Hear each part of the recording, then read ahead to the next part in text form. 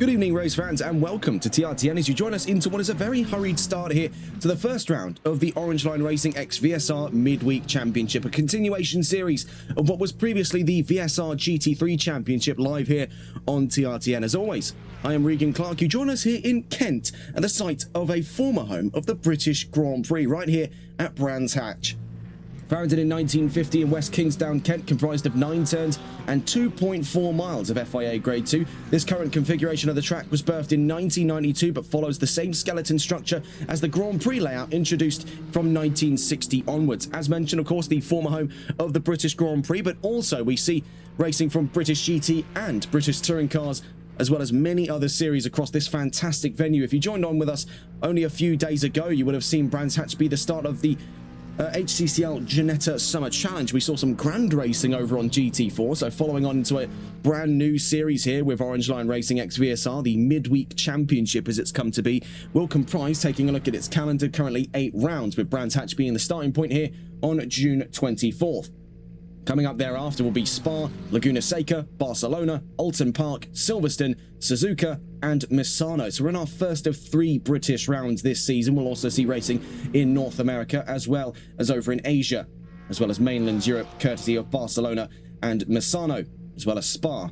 Next round coming. It's going to be an exciting new chapter then, and we do find ourselves with a bit of an odd set of circumstances to play against us. For the first time in quite some time here on TRTN, we find ourselves facing off against usernames, as normally now with the integration of SimGrid systems, we found ourselves with the real names of the drivers. We'll do our best, though, to interpret what we can here. We see Fake Galaxy at the moment leading today's session. Coming up just around the corner as you join us in the last 10 minutes of free practice will be 20 minutes of qualifying, followed by 75 minutes. That's an hour and 15 of racing here in Brands Hatch to kick the season off. 3 categories in attendance to this championship. It'll be a bit of a confusing one to properly categorize them, as we've had a few issues on the run in towards today's event, but hopefully it should all be ironed out by the end of next week when we head over to round 2 in Spa. But taking a look at the categories entered thus far, 3 in total with gold, silver and bronze.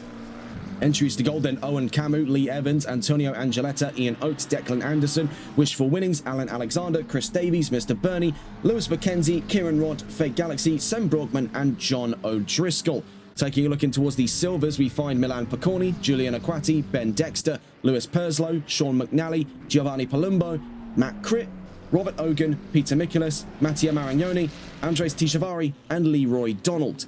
Taking a look even further down the line then to the bronze division, we find Bartek Kavalik, Ryan Castle, Ol Dollara, Wayne Trigg, Callum Turner, Marcelino Fernandez-Pedra, Connor Osborne and Damien De Kroon.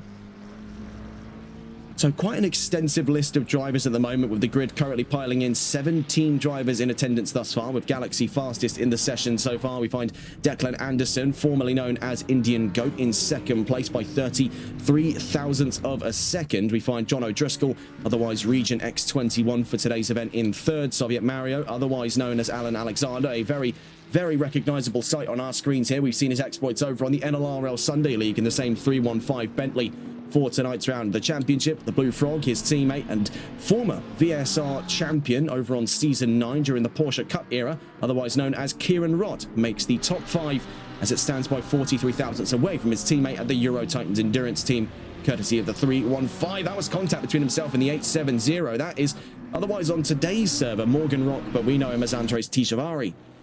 The Swedish driver finds himself here 15th of 17 cars in the session. He's in behind the number 88. Now, if my memory serves correctly, this is Giovanni Palumbo in the number 88 car, otherwise RRM_Vanny/88. And this is, again, it's going to be hard learning both names at the same time, but it should all be sorted hopefully by next week. It was a bit of a snafu to get the session started today. The 111 at the moment rounds out the top 10 in the McLaren here. We see on board at this time with Callum Turner down through the Sheen curve. With just about 5.5 minutes to go in towards this session today, it is going to be rather interesting to see how these 3 categories work. For those of you who have joined us for some time, we've now covered upwards of, I believe it was now 4, coming into now 5 seasons of VSR. We started off our campaign with VSR Season 7, followed them through Season 8 in the continuation chapter between the rise of Carlos Dish, otherwise known as White Doctor in his fight against defending Season 7 champion Russell Nash, otherwise known as Just Boris. Following on into Season 9 saw the arrival of the Porsche Cups overtaking the GT3s for that season, and it ended up calling short due to insufficient numbers that ultimately saw Kieran Rodd to his championship in Season 9. And actually taking a look back through, this series, despite its new name, does carry with it the same weight as the VSR GT3 Championship, and thus inherits 11 seasons worth of competition, with this being the spiritual Season 12 we've been waiting for so long.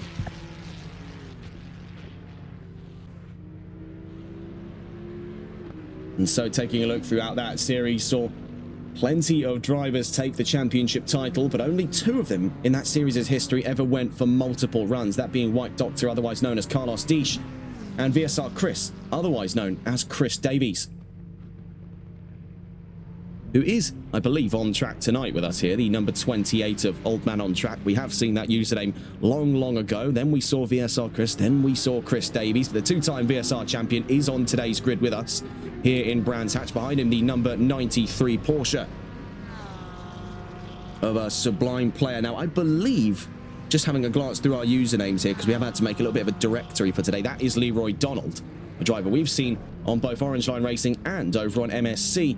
In our time formerly covering their GT3 championships, we've seen him with Ferrari for most times there, but now makes a move over towards Porsche. He's not alone in that prospect, of course. Declan Anderson finds himself in the 2nd fastest position so far with Porsche, only 33 tantalizing thousandths of a second away from the lead of this session. Coming up around the corner then will be 20 minutes of qualifying here, and as far as we've been led to know, unlike some of the other coverage we've had on VSR where the qualifying session has actually been split down to adjust for what was 4 categories in the trailing end of Season 11, Platinum, Gold, Silver and Bronze, to our understanding this one isn't split. It will be shared from all 18 cars on the grid. Making our way into the first quali of the season. It's so far looking very promising for this one here, the number 55 of Fate Galaxy. We've seen his exploits across both VSR and now here on Orange Line Racing X VSR, and also over on the NLRL Sunday League, where in which he took the accolade of the first ever Austrian driver to take a race win in that series. What has now been 64 races after last weekend of the Sunday League. You'll be able to catch on with its 65th this weekend at 6:30 p.m. BST on Sunday. And if you're hungry for more VSR action after today's event, we'll be catching back on with the Porsche Super Cup Series in round 2 of their championship, heading up this Friday evening, live here on TRTN, as we do wait here for the end of free practice. We find still fastest in the session thus far is Fate Galaxy, followed by Declan Anderson, followed by John O'Driscoll, then Alan Alexander, then Kieran Rodd. 5 different manufacturers in the top 5. Sadly, we don't have the display to show you the balanced performance changes for today, but as far as we've been led to believe, we are still running off of pit skill, meaning there, and this is quite a chief talking point, had there been any Fords on today's grid, they would have not seen any engine restrictions. Now we see joining the mix there Robert Ogan in the number 96. Last time we saw him on VSR was in Aston Martin, with the V8 Vantage. Now we see him move over towards Porsche, and we have seen for quite a few drivers this unorthodox approach moving over towards Porsche. For example, as well here, otherwise on your screens, Ice Antion, or otherwise Antoine, I believe it's what he was actually supposed to try and call himself there, but this is Antonio Angeletta. I believe the Silver Division champion out of Season 11 of VSR. We see him in with Porsche at this time. So both Anderson, Angeletta, we see as well from Tishavari, and then we see from Leroy Donald and Robert Ogan, all drivers to have moved to Porsche. And then, of course, we get to see for the first time both Giovanni Palumbo in the number 88 Porsche, and we see the number 92 here, Matt Critt, making his way down through the Clark curve. Down towards the line then goes Critt, 16th on the field at the moment, needed 7 tenths in that last lap to go up and ahead of Palumbo, but finds himself still in 16th after that last lap just gone off to the gravel traps down through Paddock Hill. We'll wait until qualifying to get the first of our track tours underway here, as we do note a rather unique little addition to that field. That is Sean McNally, the number 4 Nissan GTR. We have seen, especially over on VSR, and the reason we bring this up so many times is because this is, technically speaking, a continuation series of the VSR GT3 Championship, unless we're told otherwise. Will lead in towards that angle of it being effectively what Season 12 was going to be here. And we did see in the last couple of seasons was a resurgence from Nissan, where we saw drivers like, for example, Sean McNally, but also we saw from Lee Evans and Ian Oates, all adopted the Nissan GTR in the last couple of seasons. At the end of free practice recently across the line, then Leroy Donald to make 10th, just up and ahead there of the 111 of Callum Turner. Behind him, Peter Michaelis in the number 11 Ferrari. Nearest to the line at this time, the 870. So we go to catch on board here with that of Andres Tichavari. Last time we saw him was with Ford. Now steps in with Porsche as one of several changes over the course of Season 11 into what is now effectively a reset with Season 1 of the Midweek Championship. Across the line there to make 13th for the end of this session.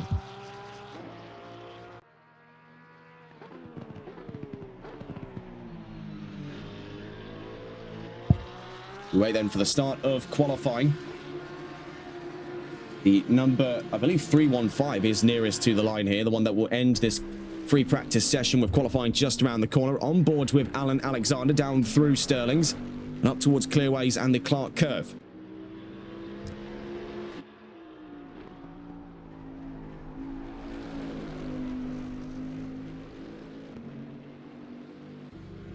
Down to the line we go then to start the qualifying session for the first time ever here on the OLR XVSR midweek. And 20 minutes of qualifying now kicks off. You can see the grid starting to become lively. We see movement there from Fake Galaxy as well as from behind him, that being Leroy Donald. But first out of the fray is Kieran Rodd, the number 61 Lamborghini with Euro Titans Endurance. Behind him, Declan Anderson in the number 9 Porsche. We'll leave you on board with these two and be back to you in just a moment's time.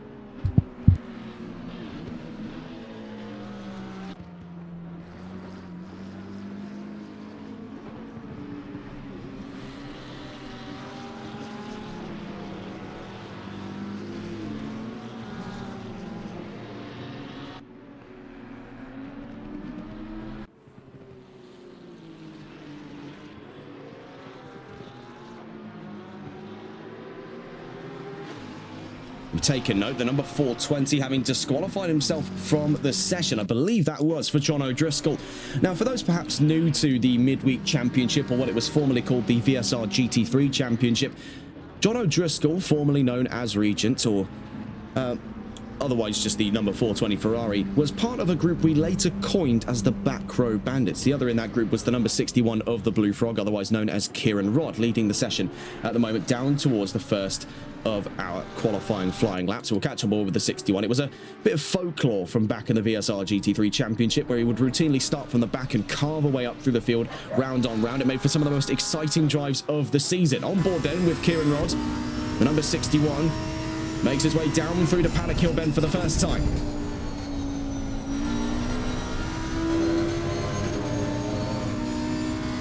In towards Druids here at turn 2 as we begin the run down towards Graham Hill Bend. First of our major overtaking opportunities here at Brands Hatch. Down through the Graham Hill Bend on towards the Cooper Straight. Heading up in towards the Grand Prix section. This was first introduced in 1960 as we head now through Surtees. And it's this proper old school design that surrounds Brands Hatch, this uncompromisingly difficult layout that makes this such a magnetic track in British motorsport. It is a proper slice of British motorsport history. Very little room for error in this Grand Prix section. Not a particularly wide stretch of FIA Grade 2 either here at the home of the former British Grand Prix. Well, I suppose the former home of the British Grand Prix, as that did move to Silverstone and stayed there since 1986. Out through the Sheen Curve, blind uphill right-hander, similar to another corner in an MSV circuit we also love dearly here on TRTN, that being Coppice over at Donington Park. Down through to Stirlings, up through to Clearways here at the Clark Curve at turn 9, making our way down towards the line then here with Kieran Rodd, the Blue Frog, number 61. Lamborghini with Euro Titans down to the line for the first of our flying laps of the season. And across the line, 1:24.570 immediately shown up there as into the gravel goes the 61 onto his second lap. As now, Declan Anderson fastest, then Fake Galaxy. So a triple header of times in there, all of which succeeding one another for the fastest time. Then we saw from Ryan Castle, the number 77, behind now that of Leroy Donald. Nearest the number 11, number 88, and number 35 for the number 11 here, Peter Michaelis.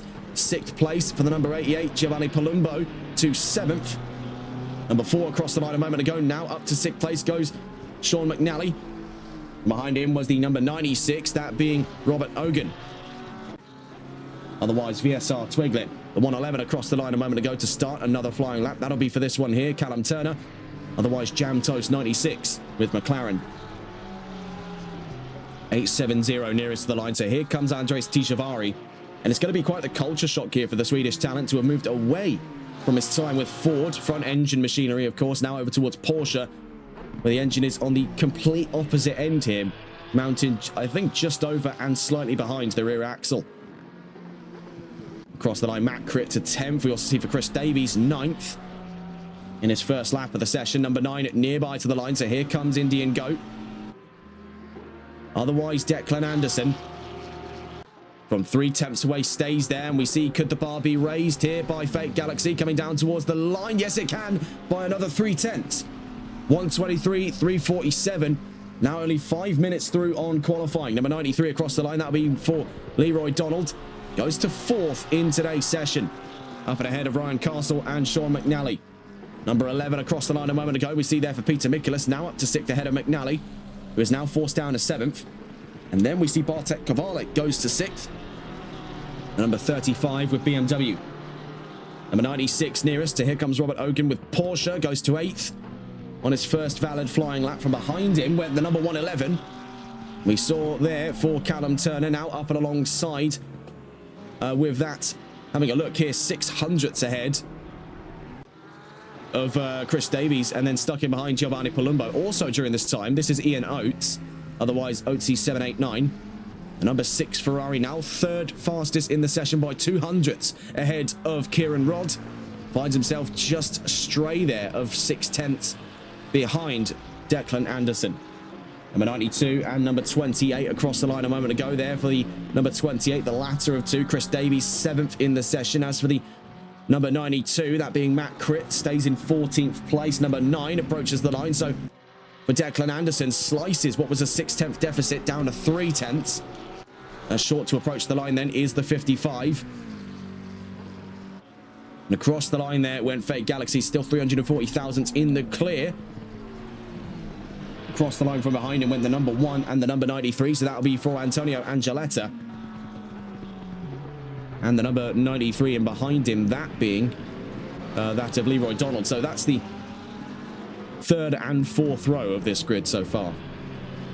Number 4 across the line, McNally, stays in 5th place. He needs about, looking there, the scope of about 272 thousandths to go level with Kieran Rodd for 4th and get up onto that 2nd row of the grid. 111 across the line a moment ago, that being for Turner, stays in 14th. Number 315 across the line a moment ago. Now we see the arrival to the top 3 for Alan Alexander. Otherwise, Soviet Mario with Bentley back in the saddle then for these qualifying times.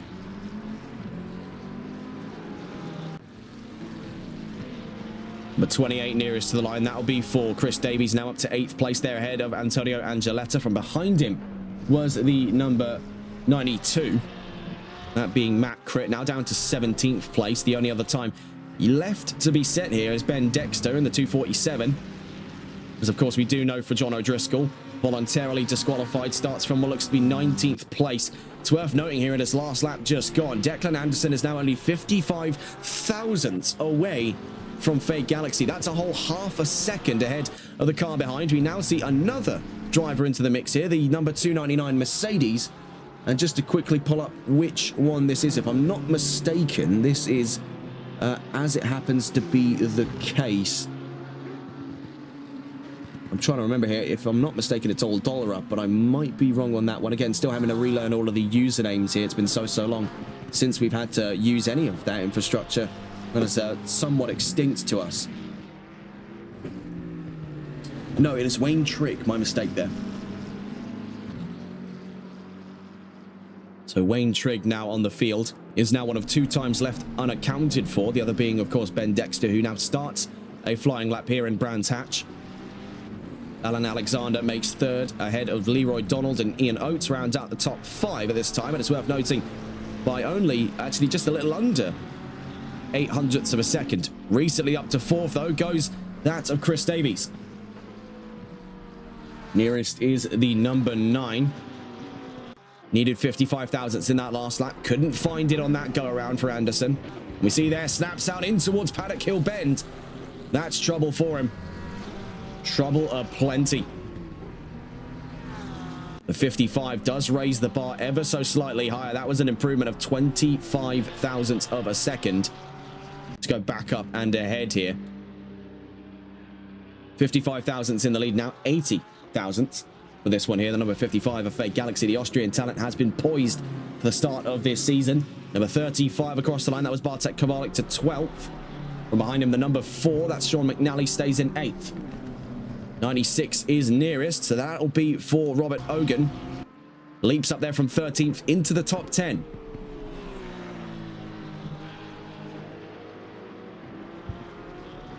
.315 nearest to the line there. And across the line stays 3rd for Alexander. 111 follows from behind him, again being Turner. 870 from behind him, so this is Andres Tijavari. Down to the line we go with the Porsche as we head up into the halfway mark of this qualifying session. Stays at 18th. Number 28 and number 92 from behind him, so the number 28 there, Chris Davies, who has already been on quite the trailblazer in the first quali session of the season here on the OLR X VSR midweek. Still finds himself a component of the top 5, but not particularly close to any one side of it there. He does find his own little niche in 4th place. Number 1 is nearest, so we're going to catch on board here with Antonio Angeletta.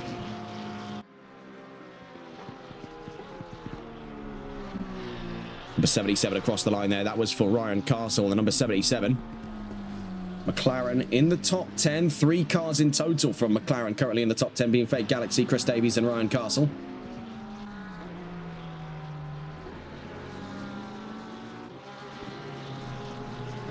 Number 6 is nearest. We saw was quite an ambitious start to his qualifying session here for Ian Oates. Went toe-to-toe with Lee Evans in season 11 for the Gold Division title. Down towards the line goes that of Oates, but couldn't find any improvement. Now, it's worth considering the gap between himself and Leroy Donald out in front of him currently stacks in, by looks of it, they're 73 thousandths of a second. So not too far away at all to finding himself on the 3rd row. Back into the pit lane goes the 315. Number 870 nearest to the line. That's Tishavari. Stays 18th once again. He's hitting somewhat of a glass ceiling in that Porsche at this time. 92 to the line. That's Matt Critt. From 16th, stays there. Right now for Porsche, they only find 2 cars in the entirety of the top 10, that being Leroy Donald and Declan Anderson. We see for Anderson trouble down through Paddock Hill again here in qualifying. Number 77 is nearest, so Castle approaching the line, recently just taken out from the top 10 from that last lap time just gone by Antonio Angeletta. And for these two, they stand in 400ths apart now on the run into the last 8 minutes of quali. Number 93 across the line, then the number 4 in pursuits as well. So Sean McNally was recently out of the top 8. And you can see by really not too far a distance whatsoever. Just under 8 minutes left to go here for McNally. He looks to come back into the pit lane. Now, when observing the gap between himself and the car in front, that being Peter Michaelis and the number 11 car, currently we're looking there at about 39 thousandths of a second, I believe we're looking there. The number 61 has now been disqualified from the session, so it does look to be the case after long last, because of course there has been somewhat of a split off for O'Driscoll, not competing in VSR for reasons that we're not allowed to divulge over the air, but now reunited with his original Back Row Bandits comrade. They have finally reformed under this grid, and it is quite the sight for sore eyes, I would say, because it has been so long since we've seen action of this caliber from these two. They'll both start at the back of the field on that 10th row. So these will certainly be two to watch. They have carved their way up through many a field in times gone by. They'll get to do it all over again here for the first round of the OLR X VSR Midweek Championship.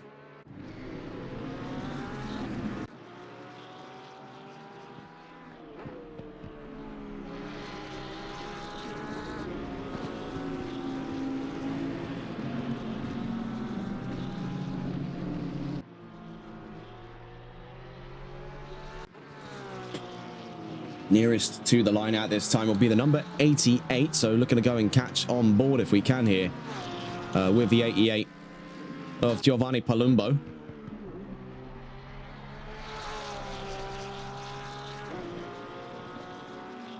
So far, 14 for the session, just rounding out the 7th row behind Bartek Kowalik. What can Palumbo find in that last lap? Sadly, nothing, as it stands to be the case. He's 500ths away from Bartek Kowalik in 13th place.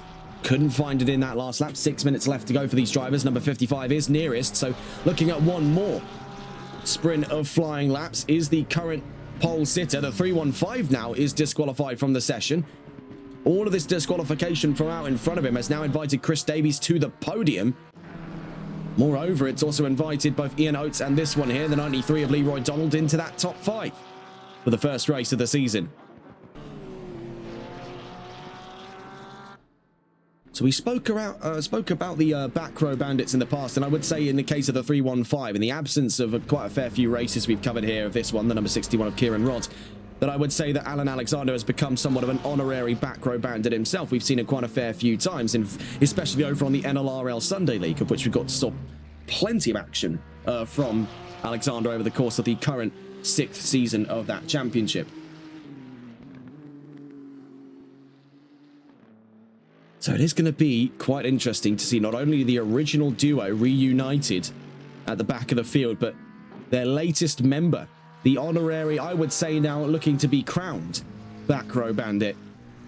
And I'd say he's certainly earned the right. If you saw his performance a few weeks ago in Indianapolis over on the NLRL Sunday League, race 3, he did go from the back to a race win. It was an unfathomable statistic to muster.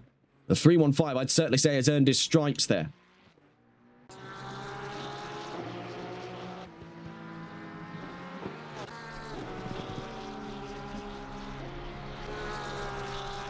Number 96, following on from ahead of this one here, Declan Anderson.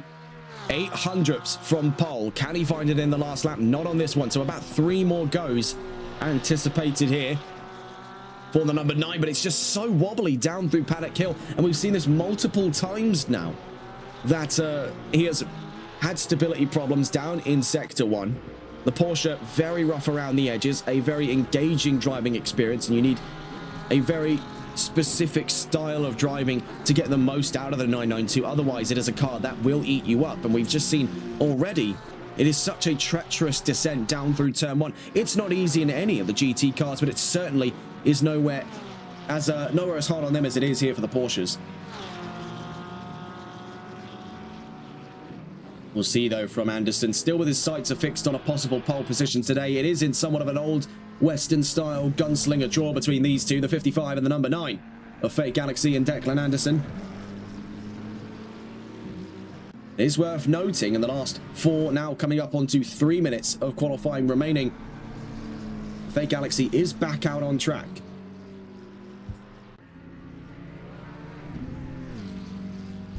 Across the line there, sets the record straight. Now goes up from what was 0.8 of a second, but by looks of it there, and I'm trying to do the rough maths in my head, about 285 thousandths.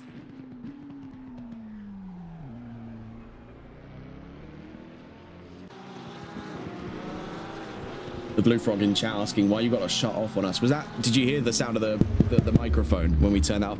Really bad cough at the moment, lads, and that's why I'm doing that one. No idea. Worst week as well to be ill. Worst week. 30, 34, 35, 38 degrees, something like that. Oh, the warning. Yes. If you joined us last night for the Competizione Performance League GT4 Pro-Am Cup America Series, we did suffer a pretty sizable internet outage, and I'm just trying to, keep us covered here.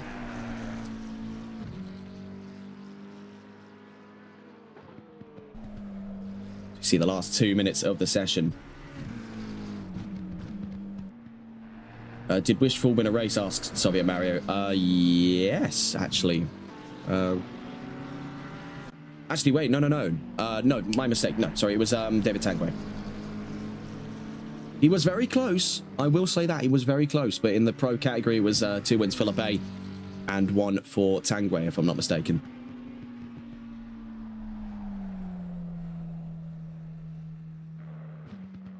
Across the line there. With a minute and a half left to go, you can see him pumping the brakes. Will he actually have enough time here? No. He serves the last of his laps just gone. 375 thousandths in the lead then on qualifying, and I think now knowing that Anderson and Davies are back into the pit lane, few if any stand to oppose what has been a dominant run of the session for the 55 of Fate Galaxy for the first quali of the season.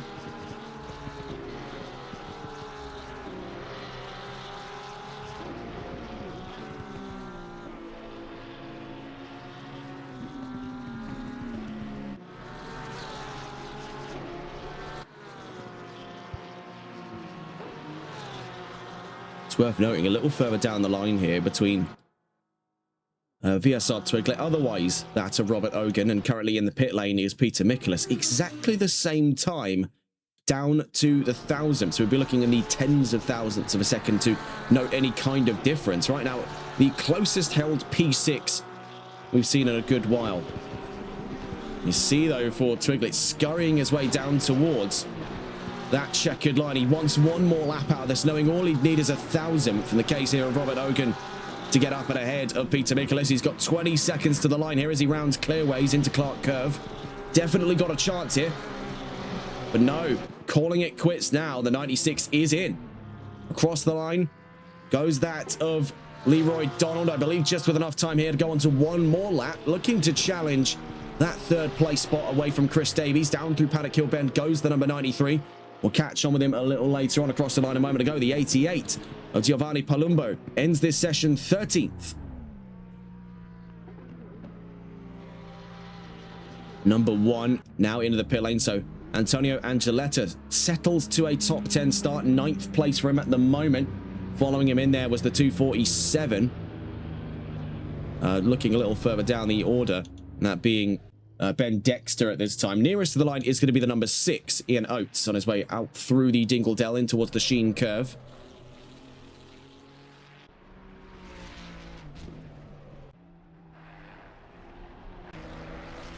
Round through Sterling's up towards the Clark Curve, looking to challenge positions north. Needs about 4, just actually a little under 4 tenths of a second to go up alongside that of Leroy Donald, but he of course also has his sights fixed on an extra position, looking to get up onto the podium by the end of this session. Oatesy to the line, stays in 5th. The 870 and the 93 are the two nearest to the line, so we see here for Andres Tishavari and Leroy Donald. Actually, hang on just a tick here. I don't know if that is... No, it definitely is Leroy Donald, same username. Down to the line then. Across the line he goes, reluctantly stays in P4. I had a bit of a panic attack there because I was like, hang on just a tick. The number doesn't actually match up. He's registered as the number 14, but here is the number 93. But no, it's the same username. Sublime Player 01, that is Leroy Donald. 4 for the end of this session. 4 attempts ahead of Ian Oates. P5 at the end of the first quali of the season. On pole position, though, is that of Fate Galaxy. The number 55 McLaren, triumphant in quali. But he still has 75 minutes of racing to face off against here in today's session. Looking back on towards that calendar, about to get underway then with 75 minutes of racing here in Brands Hatch, and that will be the status quo for the entire season, I'm told, with 20 minutes of qualifying, 10 minutes of free practice, and 75 minutes of racing to boot in bright sunny conditions here, much similar to what we're experiencing right now in Great Britain. 30 degrees on track, around 26 ambient. And actually, I would say that's a bit of a breath of fresh air compared to what we've got here, about 35 where we're recording. So this is going to be a rather interesting one. Of course, still trying to adjust to all of the usernames here. So we're doing the best that we can. 3 DSQs at the end of the session, and it's the formation of the new back row bandits, the triad, as it were. I was going to say back row musketeers, but it just kind of sounds a bit daft. 3 drivers, though, at the back of the field. Alan Alexander, Kieran Rodd, and John O'Driscoll. That's of their own volition, so we'll see what they make of that over the course of this session. 75 minutes, of course, an hour and 15 minutes. We weren't informed on if there was any mandatory pit stops. I believe, I can't remember where I read this, I'm pretty sure there are. If there aren't, then, of course, open strategy for the drivers. They will likely, though, for some, need to be seen in the pit lane for fuel. We wait for the grid to form up. Sadly, no news segment for today. Creative there from Soviet Mario 911 in chat, but I don't think I'm going to be saying that. As we see now with 3 minutes left to go, so a single mandatory pit stop in effect for today's event. 75 minutes of racing to follow here on round 1 of the OLR x VSR GT3 midweek. And it's Fake Galaxy on pole position. Declan Anderson in second, with Chris Davies up to third, and Leroy Donald on the second row there, fourth place, up and ahead of Ian Oates, who rounds out the top 5. Peter Michaelis in sixth place, with Robert Ogan in seventh. Sean McNally in 8th place. Behind him, Antonio Angeletta in 9th. And Ryan Castle rounds out the top 10. Behind him, Callum Turner in 11th, with Bartek Kowalik in 12th. Giovanni Palumbo in 13th, ahead of Ben Dexter in 14th place. Matt Critt in 15th, ahead of Andres Tishavari in 16th. We find behind him Wayne Trigg in 17th. Then behind them, we see the arrival here, very fashionably late to the session, of Lee Evans. We did get information just to hand there from Regent, otherwise John O'Driscoll. There have been issues with his game and is sadly disconnected from the session. Now, bear in mind, he has just under 2 minutes to get back into the lobby. It won't really affect his starting position because he was, of course, at the back. You can see towards the back of the field of currently 20 cars, possibly to be 21, is the 315 here of Alan Alexander and the 61 of Kieran Rodd. I don't know how they're doing that as well. I mean, it certainly looks like a bit of a sophisticated hydraulics setup here for the Bentley. I don't know what modifications they do over at Euro Titans when they take you onto the team, but well, hydraulics is one thing. I would certainly say on a Bentley, I'm not too sure. They, of course, have the hydraulic jacks to get the car up off all 4 wheels so they can change the wheels, and it's something. Trying to rule in some kind of in-universe explanation for that, but really they're just fidgeting around with the menu, dancing at the back of the field. But they are reunited with the number 420 of John O'Driscoll, now at the back of the field. A minute left to go then before the first formation lap of the season here on what is a continuation of the VSR GT3 Championship, now under the name of the OLR x VSR GT3 Midweek Championship. And it's going to be a bit of a sort of mind bender, this one. I'm still kind of racking my brain around calling it this championship, because what it is on paper, of course, since the merger between Orange Line Racing and VSR, is what this is VSR Season 12. If I'm not mistaken, it is VSR Season 12. 30 seconds. 30 seconds then, as you just heard there, before the start of the formation lap. On board with Fake Galaxy, former Platinum driver on the former VSR GT3 Championship, now in the top level in what is now only 3 categories for this season in gold. And to remind you of the names signed up for all 3 categories as we head in towards the formation lap, then we'll discuss the overtaking opportunities here at Brands Hatch. Entries to Golden: Owen Camus, Lee Evans, Antonio Angeletta, Ian Oates, Declan Anderson, Wishful Winnings, Alan Alexander, Chris Davies, Mr. Burney, Lewis McKenzie, Kieran Rodd, Fake Galaxy, Sam Brookman, and John O'Driscoll. Taking a look in towards silver, we find entries from Milan Picorni, Julian Aquati, Ben Dexter, Lewis Perslow, Sean McNally, Giovanni Palumbo, Matt Critt, Robert Ogan, Peter Michaelis, Mattia Marignoni, Andres Tishavari, and Leroy Donald.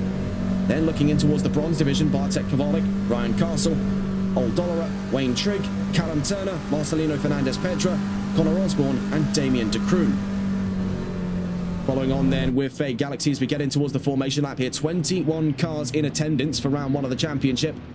And in terms of major overtaking spots, we just crossed out through one of our first among the fray, turn 2 at Druids. Then following out here from turn 3, while not an overtaking opportunity inherently, we have seen moves go side by side down to this section. Good area for retaliation, but often it's Druids that finds itself the better corner for the overtakes themselves, and then trying to solidify that position thereafter into turn 3. Out through Surtees, a good exit from here. We have seen on many an occasion has staged perfect opportunities for overtaking. Making our way down towards Pilgrim's Drop here on the run towards Hawthorne Hill. Long sweeping right-hander ahead of us now. Not necessarily an overtaking opportunity. It's the section that follows thereafter it into Westfields, down through the Dingledale and up towards the Sheen Curve, where we do get drivers trying to get elbows out here in a very poor run, which has happened to the best of them down at the Sheen Curve. A blind uphill right-hander can set one up to be overtaken down at Stirling's.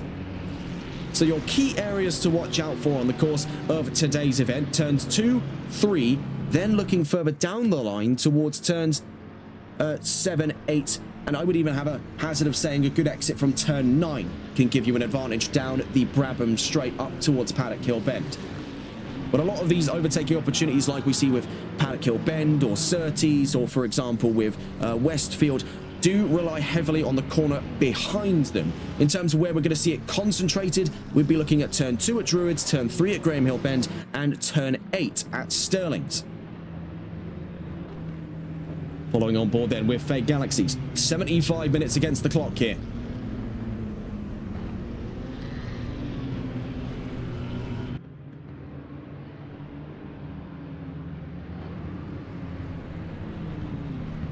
Eight o'clock on the mark here at the time of recording. 1:05 p.m. local time here on Assetto Corsa Competizione. As we roll down towards the line here through turn 9 at Clark Curve. 21 cars in attendance, 10 on one side, 11 on the other for the first round of the OLR x VSR GT3 Midweek Championship, live on TRTN here from Brands Hatch, the former home of the British Grand Prix until 1986. And one of the crown jewels of British motorsports gives rise to the first race of the season. We're Green and Racing here in Brands Hatch, and a brilliant start from the McLaren up front and also from the McLaren on the second row as Chris Davies looks to get side by side with Leroy Donald. Declan Anderson takes the high road on the run out through turn 1 at Paddock Hill Bend up towards Druids for the first time today. And we see looking for the inside as Leroy Donald, but defends away third from that of Chris Davies. Behind them side by side at this time, I believe looking down the line there for that of the 96 of Robert Ogan, we do have yellow flags out. We saw the first victim was Wayne Trigg in the 299 Mercedes, stricken down through the order. If we're trying to catch on board with it here, but you can see the menu is being incredibly frustrating. Also caught out was, I believe, the 870 and the 420 now catching up along with him. So the 870 of Andres Tichavari was in trouble. We see, though, for Wayne Trigg, that is his session almost instantly over. Not even a full minute into the race, they're wiped out at turns 1 and 2. We see here with John O'Driscoll now hunting down Bartek Kowalik, who was also stricken in a recent incident there. We see up in front of him Andres Tichavari, then up in front, looks to be that of the 44. That is Lee Evans, otherwise VSR Grizz, Gold Division champion in last season on VSR's GT3 Championship in Season 11. Now in with Lamborghini. And a curious decision there from the 44. Spent his time with Mercedes last season. Up at the front of the field, though, Fake Galaxy peels away from Declan Anderson. And we see here for Leroy Donald in third, Chris Davies in fourth, and Robert Ogan in a brilliant start here for Porsche finds himself side by side with Ian Oates for control of fifth place. He's to the outside down through Paddock Hill Bend. Now on the inside goes Oates, retaking fifth place. Behind them is Antonio Angeletta. Behind them, Sean McNally. Then ninth place for this one here, Callum Turner. Then rounding out the top 10 was, and we called him the honorary back row bandit, but I think we're starting to see the next generation of the back row bandits in the 315 Bentley of Alan Alexander. Right behind him, though, is one of the original members, the number 61 of Kieran Rott. Behind them, Matt Critt in 12th place for Giovanni Palumbo. Now looks to be intercepted here by the 420, who has leapt up 3 positions. So not to be overshadowed by his fellow back row bandits up the order, now just scraping into the top 10. We see here for John O'Driscoll, picks himself up by his bootstraps, now gets back going. We do note a disconnect for that of this one here, the 247 of Ben Dexter.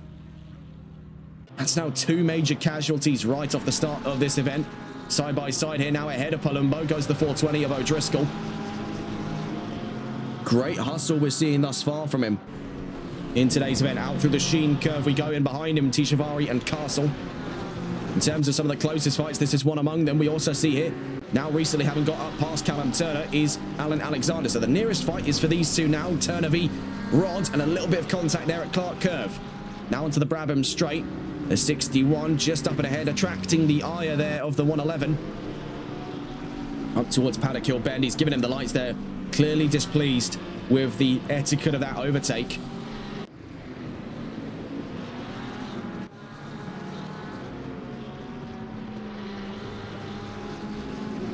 But I suppose, what could you expect of a group that we coined as the Back Row Bandits? If they were gentlemanly about it and they were going to play this very posh to the tune, they'd be the back row bourgeoisie. I think that's what the word would be. In the pit lane, though, the 299 and the 247 at this time. So 2 major casualties right off the start of this event. We see for Leroy Donald now 3rd in this event. And he has done remarkably well, going side by side with 2-time VSR champion Chris Davies. Currently now behind him with Ian Oates on his tail, otherwise Oatesy 789. And again, you can see what kind of damage this is having on our brain at this time trying to comprehend two names at once. We see a fight going on from behind, though, as we see here from Robert Ogun versus Antonio Angeletta and Sean McNally. This is a three-way split for sixth. Behind them, you can see that of Alan Alexander, so looking to intercept in a moment's time. Let's go to catch on board with these drivers further down the order, looking to take a look on board with their ongoing fight. Now watching from the point of view here of the 315 after a lackluster exit of Clark Curve, invites in opportunities. Now up and ahead of both Angeletta and, as it stands, McNally. Down through to turn one we go. The 315 is on flying form in the opening 5 minutes of racing here on round one. Already up to 7th place from the back of the field. Started down in the 10th row of the field there, down in 19th and 20th alongside Kieran Rodd. This one has wasted absolutely no time setting the record straight. We do note a yellow flag off the exit of turn 2 for what was the number 35, I believe, there. And taking a look on board to find with the 35, that's Bartek Kowalik now in behind Giovanni Palumbo in 17th place. Behind them, the 44 having shown up fashionably late to this event. Lee Evans in 18th for the moment. Slowly but surely trying to chip his way back up through the field. We see for Ian Oates firmly placing pressure now on towards Chris Davies. Up through the Sheen curve, Ferrari and McLaren head-to-head for 4th place. 93 still up in front. You can see just escaping their sights here, this bright green Manthey EMA Porsche of Leroy Donald. 3rd place at the moment, as Chris Davies now has to prioritise defence above all. In the number 28 McLaren, Ian Oates right on his tail. Was the runner-up last season. Oates for the Season 11 Gold Division title went toe-to-toe with Lee Evans for that one. The time spent between the two warring Mercedes cars.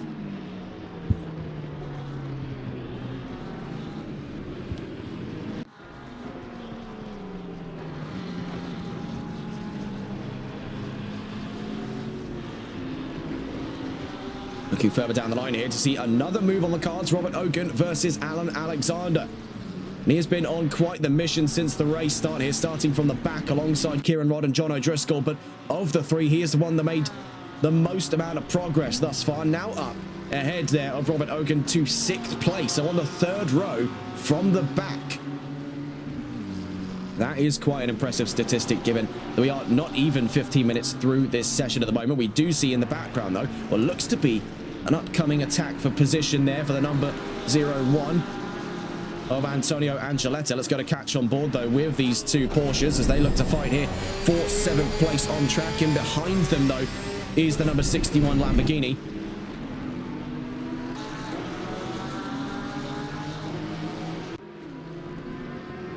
Heading up towards turn 9.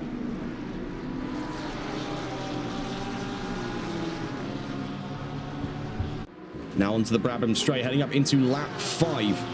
The 96, the 1 and the 61 in close contention, not too far behind them then Sean McNally with Nissan out behind. You can see between what looks to be Callum Turner and John O'Driscoll now contesting position, with O'Driscoll looking to go up and ahead down through Paddock Hill Bend. We saw in the background there the 420 now up to 11th.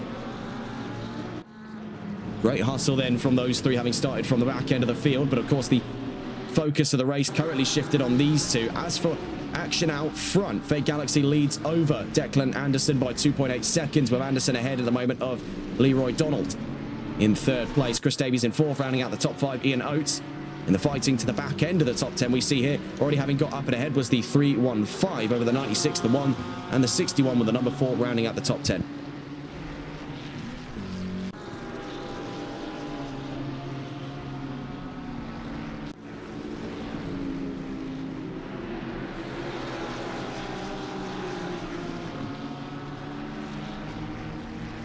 Seeing here, trying to go for the inside of the Sheen curve. He knows it's a bit suicidal to attempt to. It's going to have to try his luck down towards Sterling's. He notes, though, the number 61 right behind him at this time for that 8th place scrap. Antonio Angeletta caught in the iron vice between the number 96 out in front of him, the number 61 right behind him. One slip up from this triad could find great advantage to the number 4 behind him, still pursuing for out of turn 9 and the Clark curve. Making our way down through the Paddock Hill Bend here with Antonio Angeletta still contesting that 8th place spot. It's not an easy one. When you've got the 61 pressing for advantage there, the Lamborghini, we know how maneuverable it is in the corners. Porsche's no slouches themselves, but it's almost a parallel rotation from the Huracán, so much so that they gain somewhat of a reputation for instability, just how much the nose is willing to dart in. Yellow flags for the number 35. Bartek Kowalik in trouble out the Brabham straight, just before what looked to have been the pit entry.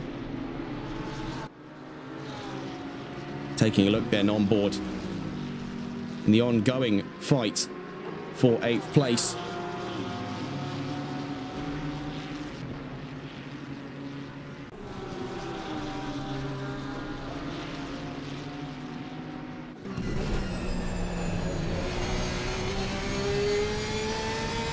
You see though, this could quickly shift into a fight for 7th between these three, as we now start to see a bit more of an effort forward from the number 1, now going side by side with the number 96, so Ogun could be out of 7th place, is going the long distance at Sterling's. A great move, all things considered, by Antion. Otherwise, Antonio Angeletta.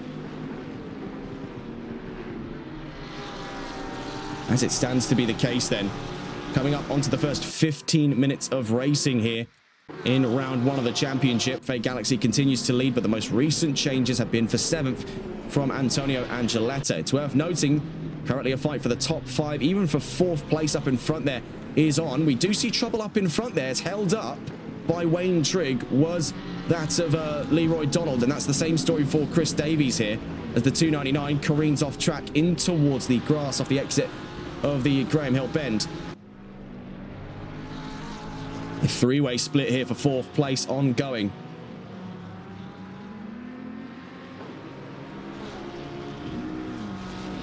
We do note there the 299, if I'm not mistaken, is now sadly out of this race. That's the end of the road for Wayne Trigg. Tried to get the car back up and running, but to no avail. Looking to go and catch on board with a 3-way split for this fight in 4th place. Going to catch on with, if we can here, Chris Davies, the one defending off both parties, that being Ian Oates and Alan Alexander. A bit of contact there between the Bentley and the Ferrari. The Ferrari's out wide, and the Bentley nearly follows him with. But now up over Ian Oates. He will not be pleased by the move whatsoever. He got a bit of a bump there from behind just before the Sheen curve. Watching here with the 28 in the ongoing fight for 4th place.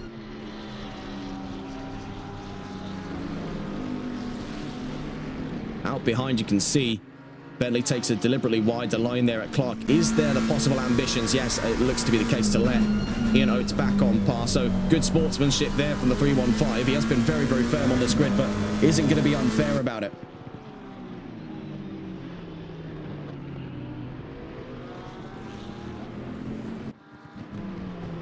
Battle for 4th on ice then, with 1.4 seconds worth of an advantage after their recent incident down in Sector 3. Chris Davies continues to hold that top 5 spot. Looking at the nearby fights, though, finds what looks to be the case here for the 420 and the 61 fight.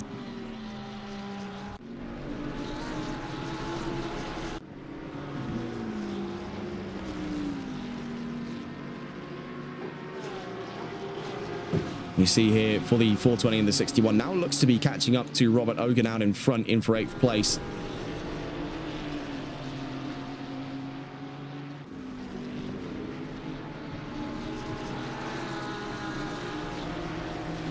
Also up in front of them, Antonio Angeletta. We saw their fight previously with the overtake down at the Sheen curve. We see there giving it the full Sterling Moss off the exit of turn 7 in towards turn 8. We go then with Angeletta, and we start to see a bit of that same attitude bleeding into the performance here on the number 96. We saw him slide there, the tiniest bit of slip angle, but it is helping those Porsches get the rotation in over the Lamborghini and Ferrari, now tailing them for position. The original back row bandits reunited on the 5th row, as both of them now in the top 10. Their newest member nearly 5 positions down in front, fighting for 5th at the moment with that of Ian Oates is Alan Alexander.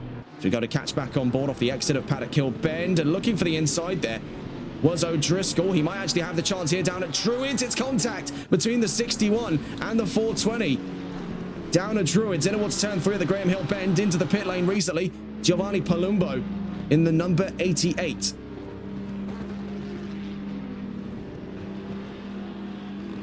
The earliest then of our pit stops for the number 88 Porsche. Of course, 1 mandatory pit stop to serve over the course of this event. We now see in time now since past, the 315 is ahead of the number 6 into the top 5. Goes that of Alan Alexander.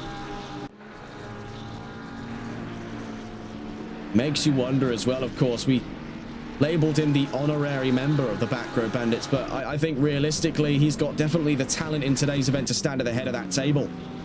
The leader of that group.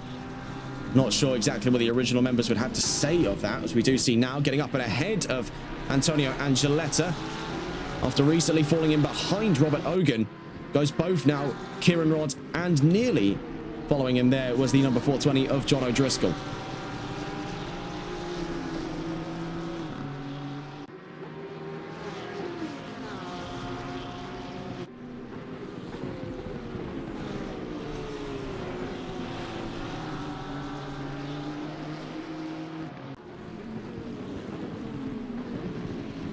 Heading up through to turn 2, still super close. It's worth considering the strengths and weaknesses of both parties here. Of course, Lamborghini super unstable. That's been the same story though for Porsche. We saw that out of Declan Anderson during quali.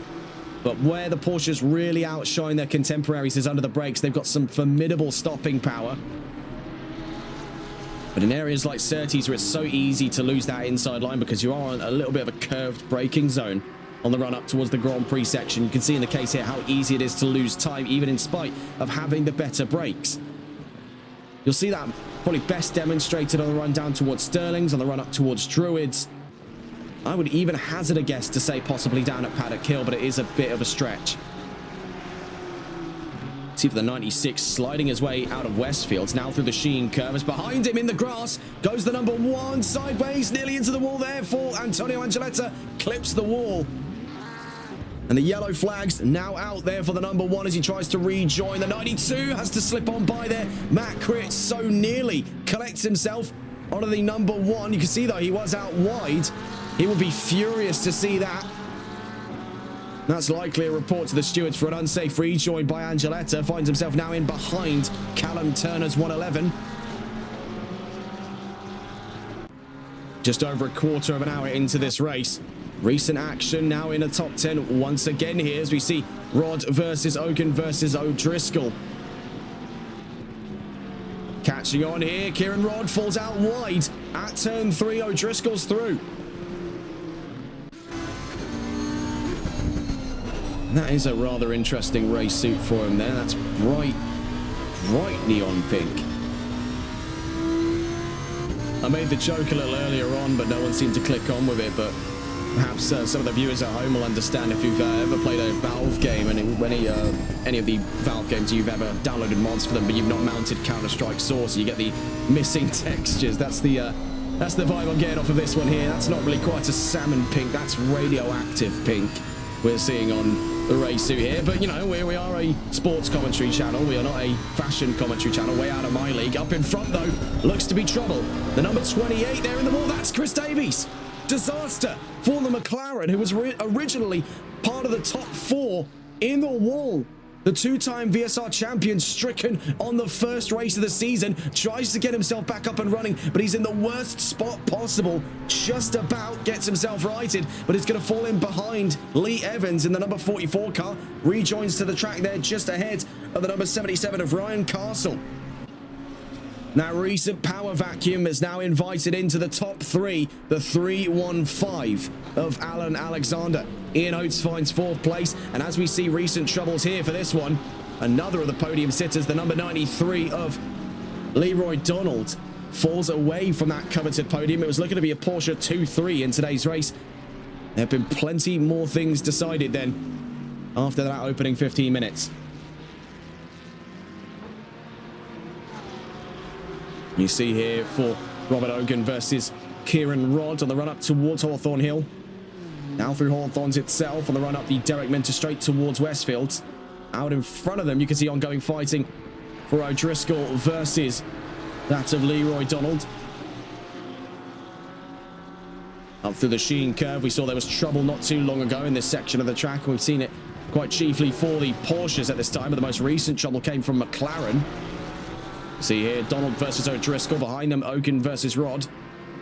In 2 of the closest fights on the grid so far. There is a 3rd one between that of Turner and Critt. Further down the line for 11th place.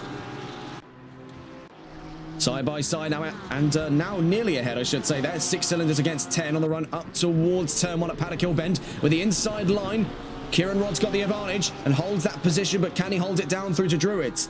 up in front of them. Regent tries to attack there. We're holding him off.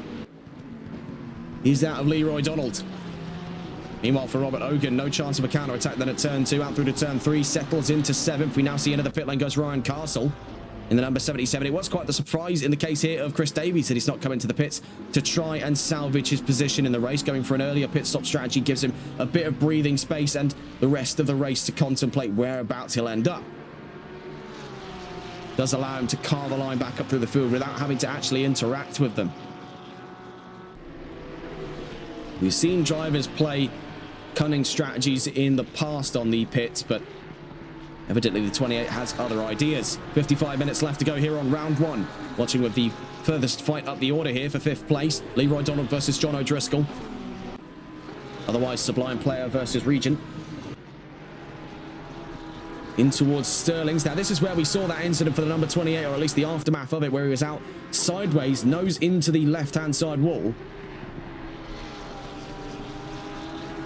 I can only imagine, given the troubles for the 93, could it have been a case where the two were implicated in some kind of incident, or was it a case in the number 28's point of view that he's been hooked in there by turn 8, grabs the car way more, kicked the back end loose, and that's what's put him in the wall? Two plausible theories, but we don't yet know which one is true. Recently, what was gearing up to be a very close fight between the 111 and the 92, that being for 11th place here between Callum Turner and Matt Critt, is now out 1.4 seconds worth of distance.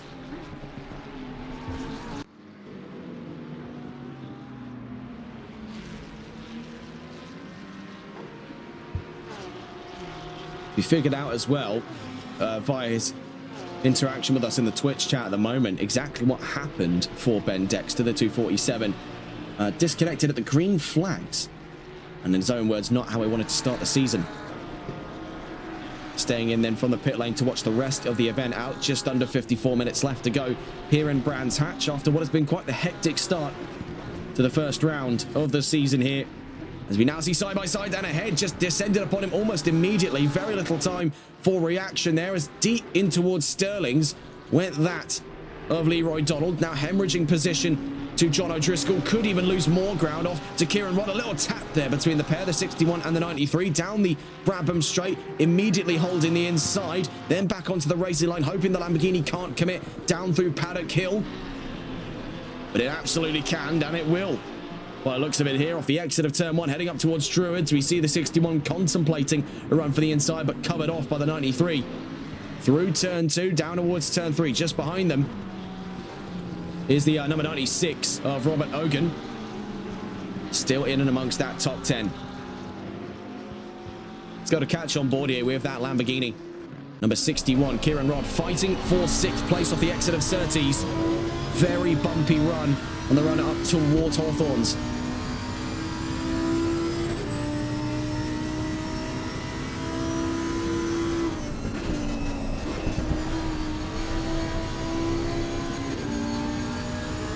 The 77, I believe, has been emergency towed to the pit lane, so there is trouble for Ryan Castle.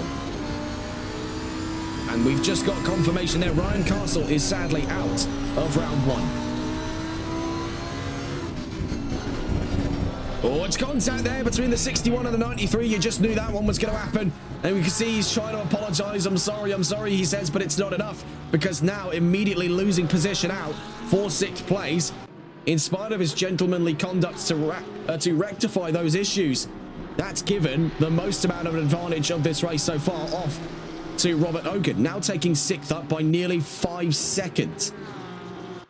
And that's also invited in this one here. Now, he's been a bit of a distant sight throughout the race thus far. Coming up past the first 25 minutes of racing here in round 1 is Sean McNally of Nissan. And it has been a very curious thing watching McNally's career in sim racing. We saw him when he was still down in bronze. We saw his first couple of races in towards, I think it was season 8 now, of VSR Phoenix in their GT3 championship. And now seeing the driver that he is today, one of the main fixtures of the VSR endurance team. We've seen his endeavors alongside his teammates at VSR in multiple interleague championships. And It's quite a curious place to find him now, all those many months, in fact years later. Amongst the top 10 at this time. And it always comes back into the same frame of reference for us when we see these fantastic talents across multiple different championships. And we are left to wonder, for those who are not already on that grid, what would they be like on the Sunday League grid? Well, I post an open invitation then if you want to sign up to the reserves for any of the drivers from the series to test your mettle over on that. That's not a form of promotion, even though we are the title sponsors. Taking a look at the front of the field then. After nearly 25 minutes worth of racing, Fake Galaxy leads over Declan Anderson by a staggering 12.8 second lead. That is jaw-droppingly fast from the Austrian at the head of the field there for McLaren. With Anderson in second, it's Alan Alexander who started towards the back of the field, was the 3 back row Bandits cars at the back. And the 315 is now on a podium position to Bentley. Ferrari rounding out the top 5 courtesy of these two here, Ian Oates and John O'Driscoll. Robert Hogan makes 6th place ahead of Leroy Donald in 7th. We see Kieran Rodd in 8th there. Recent incident has set them down a peg, originally fighting for 6th place. Now out behind Hogan after their incident down at Stirling's. Behind them, Sean McNally in 9th. Rounding out the top 10 is Antonio Angeletta. Matt Critt in 11th place ahead there of Callum Turner. Right behind him is Chris Davies, looking to take a slice out of the 6th row here. Looking at 12th place, he's 13th at this time. Lee Evans in 14th, with Andres Tijavari in 15th. Peter Mikulas in 16th. And then Giovanni Palumbo in 17th. And we are down at this time 4 cars since the race start. We started with 21 vehicles, now down to 17 operational examples. And that, I believe, has just dropped another number. We're down to 16 cars. No, never mind. That's just the withdrawal of the 247. That's our mistake there. No, 17 cars still in this race. You see here for Leroy Donald now falling in behind, as it would appear, that of Kieran Rodd. Their fighting still continues, of course, still to the great benefit here of Robert Hogan. Their continued squabbling is only allowing more distance to form, though it is worth noting, since having cleared himself in the 93, he's been able to cut that distance down from what was nearly 5 seconds to now nearly 3. It's 3.1 at this time. Looking at the fighting down the order to see now up and ahead of both the 111 and the 44 we see here from the number 28. Old man on track, otherwise Chris Davies, 2-time VSR GT3 champion. Marks 12th place. He's back onto the 6th row, so the slow procession back up to a top 10 is firmly on the number 28 McLaren after his incident following turn 8. Out through the Sheen curve, we see Donald is not yet given up on his prospect of 7th place. Further up the order, we do see the emergence here of a new fight, the 420 versus the 6 that's going to catch on board with that of John O'Driscoll. Currently then, emerging into the fight for 4th place. Down through Paddock Hill Bend we go. We've seen the attitude from the back row Bandits in today's event. They have been, I would say, on most accounts, quite gentlemanly when it comes to race incidents. We saw that on a few examples over the course of this event, but they are still quite white knuckle between these three. And they can really carve out a grid here.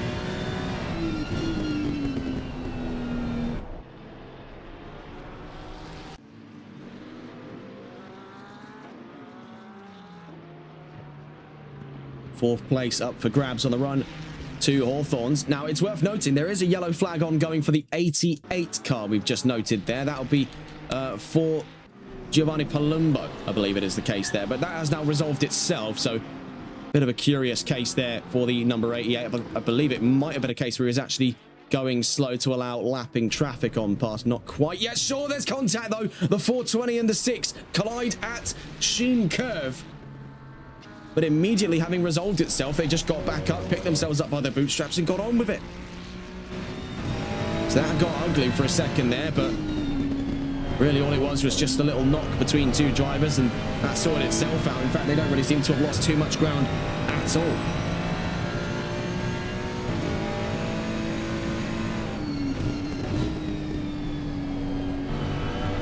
Down through turn 1. Up towards turn 2 we go then at Druids. You can see preemptively covering off the inside. He knows just how aggressive the 420 is willing to be. So you're seeing two drivers reading each other, following that incident pretty decently well, I'd say.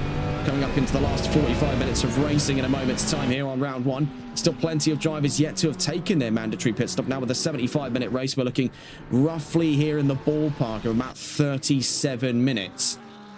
Where we're at the halfway mark of the race, where we'll be seeing a lot more drivers into the pit lane. So we're still having a glance in there, about 8 minutes out.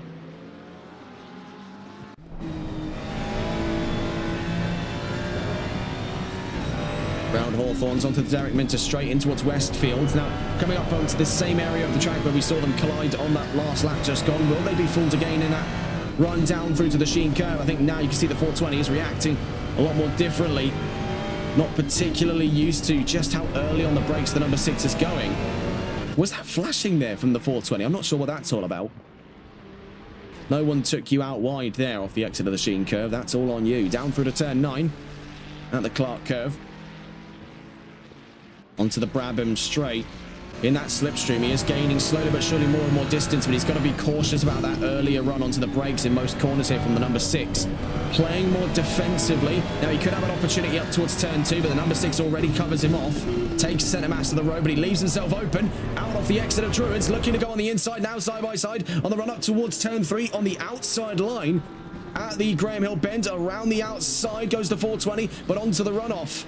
Still along with him, the number 6 on the run down through the Cooper straight towards Surtees. And great exchange between these two out through Surtees there. A little bit of grass on the left-hand side for the 420 of John O'Driscoll. Hounding position for 4th at this time. Through Hawthorns. Long right-hander here on the run up towards the Derek Minter straight, then to Westfield.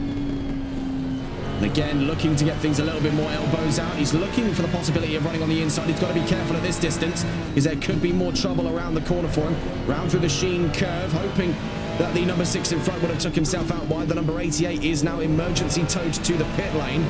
We could be seeing one more car down.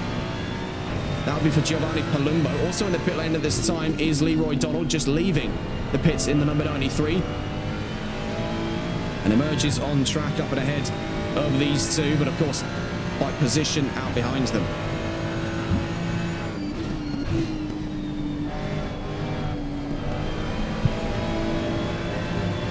Off the exit of Paddock Hill there with two separate runs of turn 1.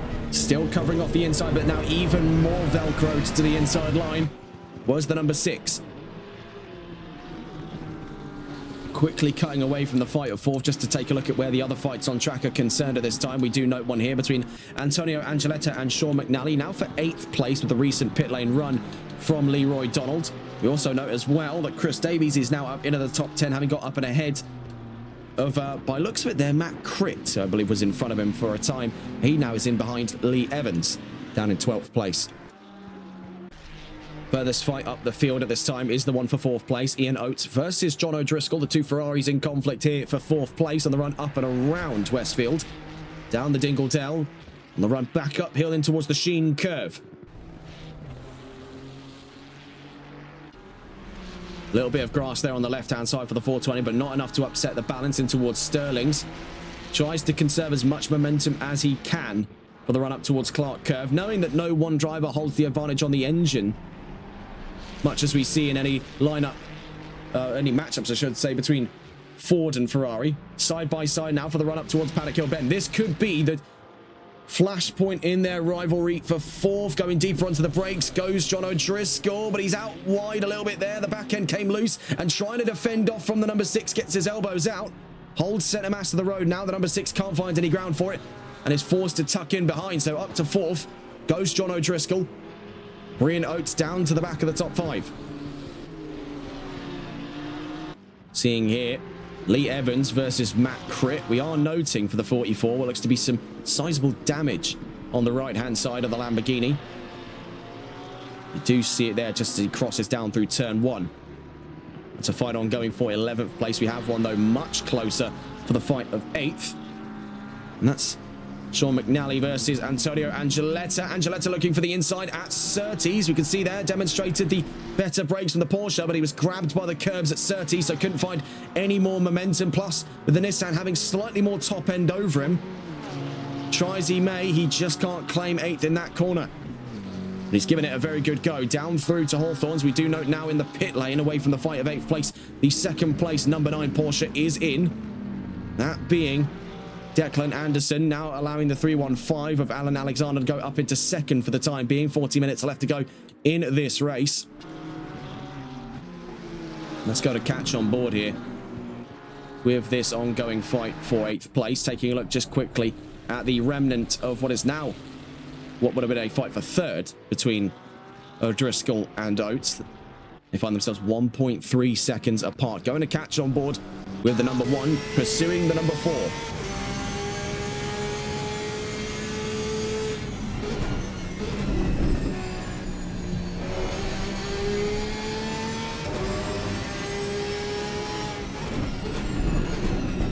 Looking in towards Druids. He's trying to go for whichever gap opens up first for him. We've seen historically, Angeletta's not afraid to get his elbows out in these fights, but trying to make a solid first impression on this technically new grid for a new season.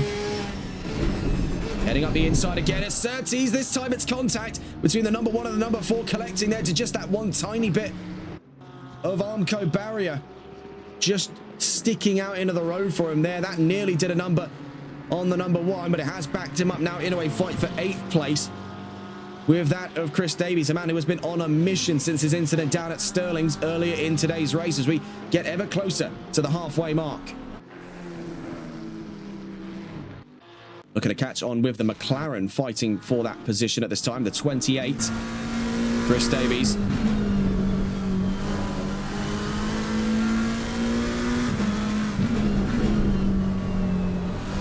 Up in front there we see a plume of dust. That's from the number 4 of Sean McNally.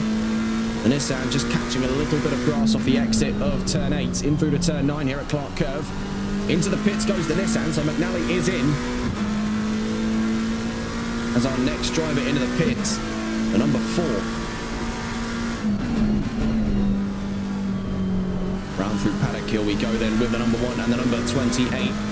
And in the time since this battle has started, although Angeletta has dropped down onto the nose of the 28, he is starting to pick up steam here, pulling away from the McLaren, who's had to move heaven and earth to put himself back in the top 10 following that incident down at turn 8.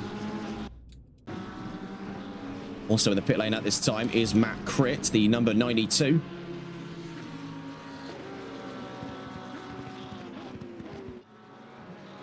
Davies and Angeletta, the closest fight on track at this time.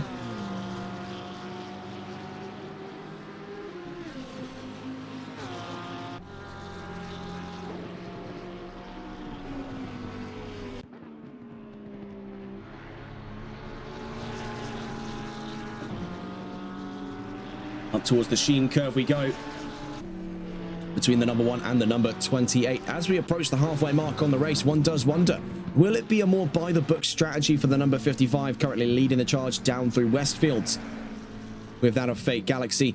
Or are we going to see a little bit more of an aggressive approach where he's got a much longer first stint and then looking into a more shortened down and far more aggressive second stint? Trying to play for the long game. We have seen it before. Now into the pit lane goes both Robert Ogan and Antonio Angeletta. That does leave Chris Davies out by his lonesome to inherit P6, as we now drop down to only 16 operational vehicles remaining. The 55 stays out. We'll see for the 315, currently making his way up towards the Sheen curve, what the calling is here for Alan Alexander.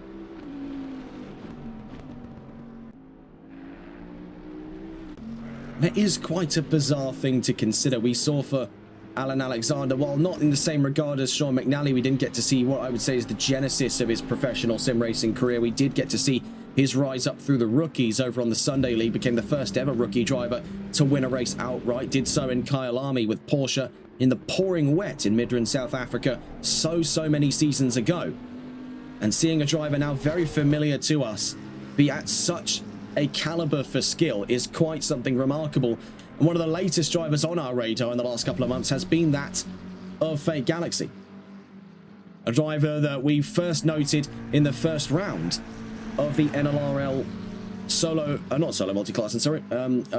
Console Endurance Series Season 2, I believe it was the case there, in Zolder, when it was a case that both he and teammate Carlos Dish of Whale Racing won in the Privateers division. They were later taken up into 5-Star Esports, then a few months down the line moved over towards Euro Titans, of which we currently find them in on their current chapter of both their respective careers. We see here with Galaxy now looking to emerge from the shadow of Carlos Dish, a now 2-time VSR champion from Season 8 and Season 10. Season 8 and Season 11, if I'm not mistaken.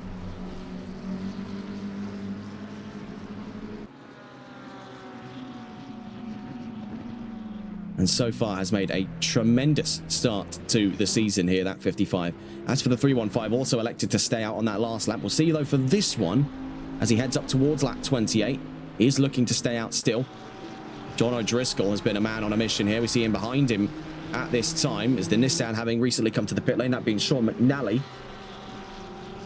Will there be the call into the pits for the number 420? Not by the looks of it here, with 35 minutes left to go in this race. As for the number 61, the third of our back row bandits, will he find himself into the pit lane? Then number 61 currently 5th.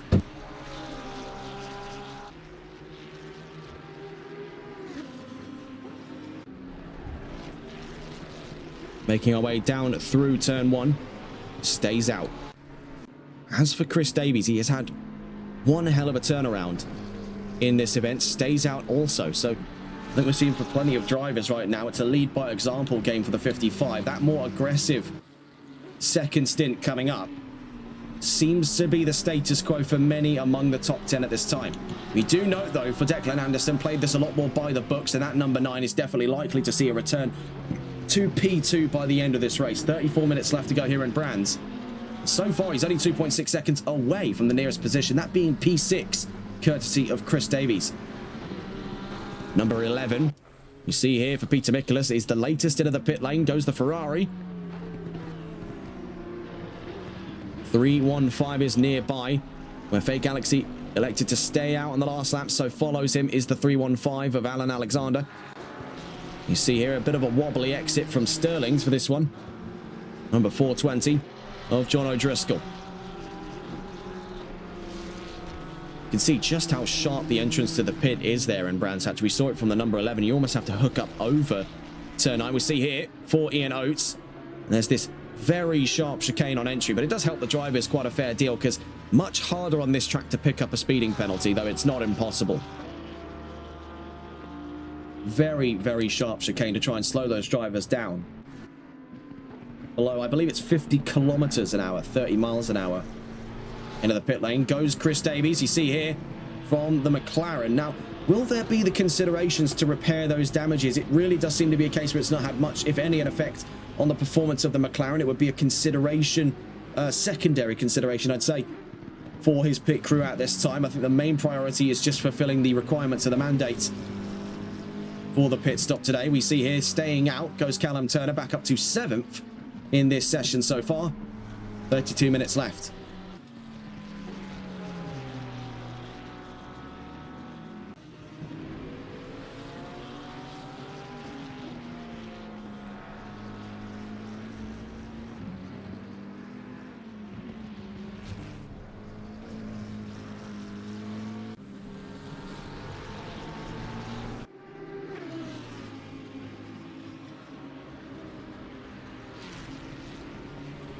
Now into the pit lane goes Alan Alexander. So recent developments there from the 315. As the latest into the pits goes the Bentley, after what has been a tremendous first stint for him here. 32 minutes left to go in this race.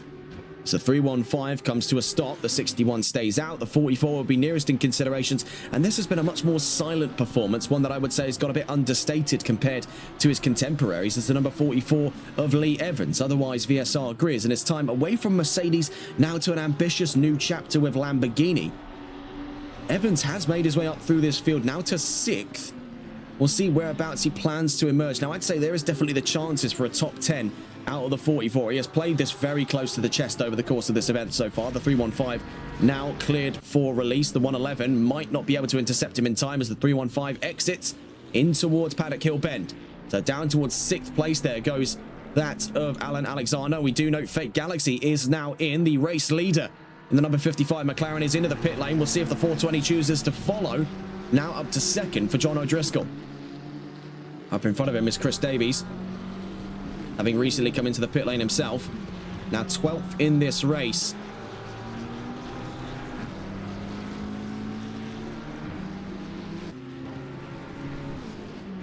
In towards turn 9 we go. Will the 420 yield into the pit lane? Not on this lap, so looking to possibly attempt to lead for a little bit here. The 420 goes up and ahead of the 55 as it drops from the jacks. Number 61 slides out through Clark Curve. That could be quite an indicator now that it might be time for some new tyres for the Lamborghini of Kieran Rodd. Nearest in the line for consideration of the pit lane, the 44 of Lee Evans, down through Sterling's in towards Clearway and the Clark Curve.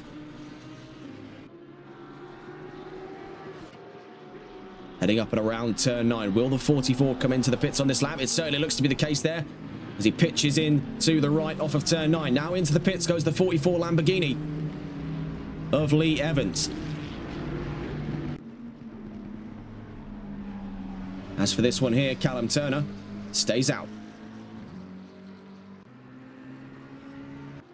So only 3 drivers left in this race yet to have taken a pit stop in any capacity. That being the number 420 here of John O'Driscoll, the number 61 of Kieran Rodd, and the number 111 of Callum Turner. In the case of Kieran Rodd, he finds himself actually facing down against the 55, the former race lead of Fake Galaxy. Still holds that fastest lap, and you can see quite the difference here in tyre life between these two. Up and around Sheen Curve in towards Sterling. So nearly takes himself out wide was the number 61 Lamborghini. That has got to be a frightening sight there for Kieran Rodd. Looking to catch on board with a 55 here. Rodd stays out. And we do note then Evans on release of the pit lane now looks to emerge just alongside these two down towards Paddock Hill Bend. That could have gone ugly. And that is the scariest part about Brands Hatch, is just how sudden that exit is. You could, without knowing it, join directly into a line of traffic heading up on the racing line where you currently are, in towards Paddock Hill Bend.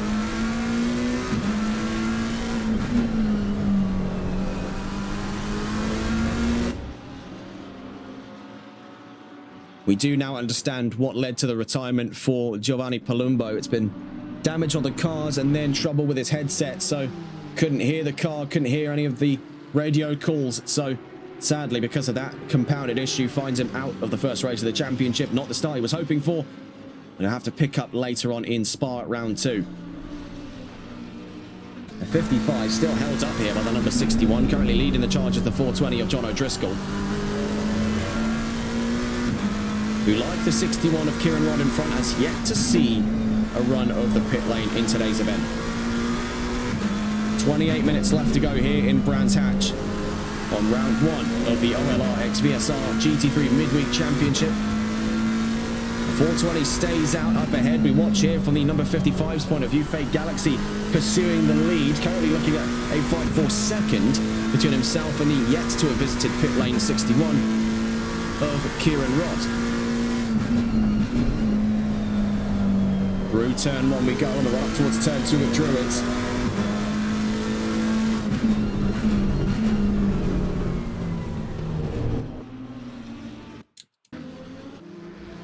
In terms of the nearest fights on track as well, Leroy Donald versus Robert Ogan at this time for 8th place. Soon to be 7th with the pit lane run expected of the 111 soon. Through Hawthorns they go. Number 96 versus the number 93. 2 Porsches clash then on the 4th row. Meanwhile, up the order we see here from the number 55, still stuck in behind the 61 as we do get confirmation the 111. Callum Turner is in the pits.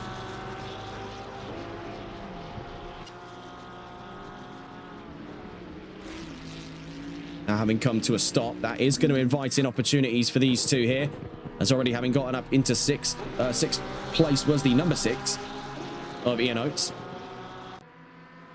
Now moving up to 7th goes Robert Ogan. Up to 8th will go Leroy Donald.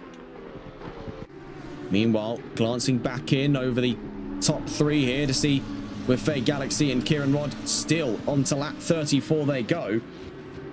duking it out on track. As far as things are concerned, this is a still fight for position, even though under strategy he knows he'll have it. The 61 isn't going to make this one easy on the 55, up towards turn 2.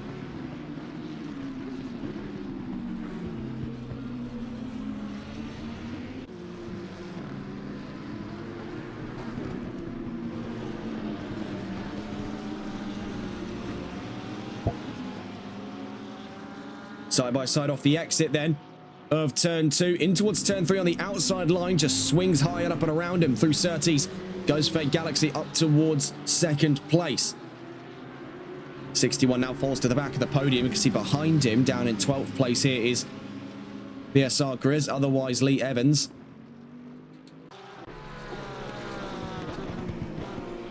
He's still ongoing fight this time on 7th place between the 96 and the 93. Robert Oken versus Leroy Donald.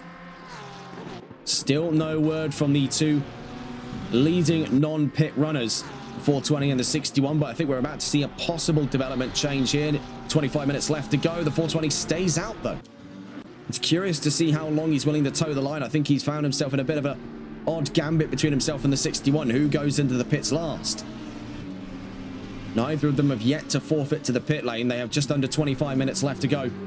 Here in Brands Hatch, they will have to serve that pit stop, otherwise there will be penalties post-race for them.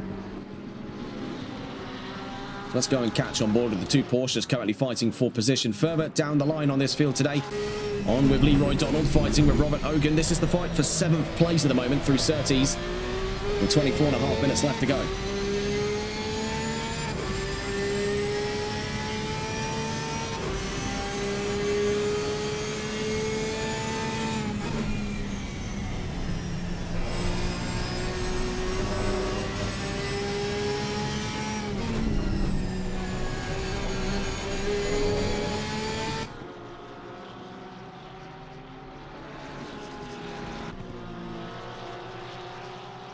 Start to see though, as we caught on with these two, Robert Ogen is starting to get quite the shuffle on here in the number 96 now. 1.3 seconds up over the 93 of Leroy Donald.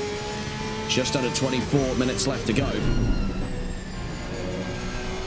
Functionally looking at about, I'd say roughly 19 or 20 laps between now and the end of this race.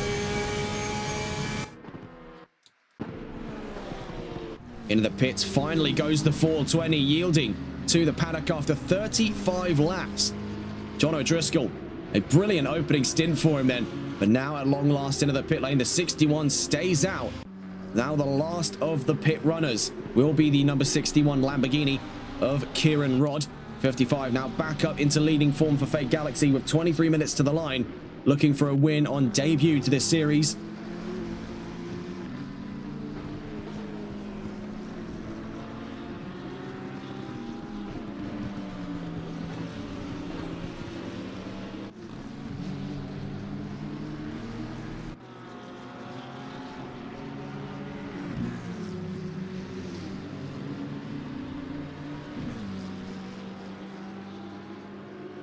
As it stands then, fighting starting to dwindle out here. The 420 leaves the pit lane, as it stands to be the case in behind.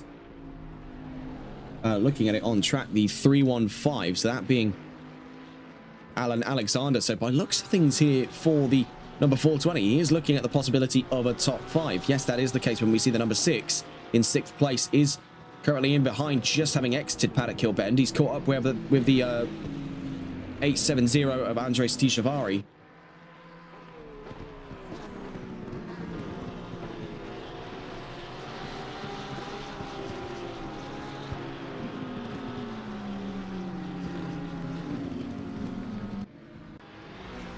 So I would definitely say fair play as it's been here for some of the back row bandits. Now we still don't know exactly where the 61 will end up when he comes into the pits, but taking a rough guess at it here. Now pit stops in Brands Hatch are among the shortest on ACC. I would definitely say there is the possibility of a top 10, but narrowing it down, I would say we're anywhere between 5th and 7th here for the number 61. It really does depend on how quickly he can get himself in and out of the paddock.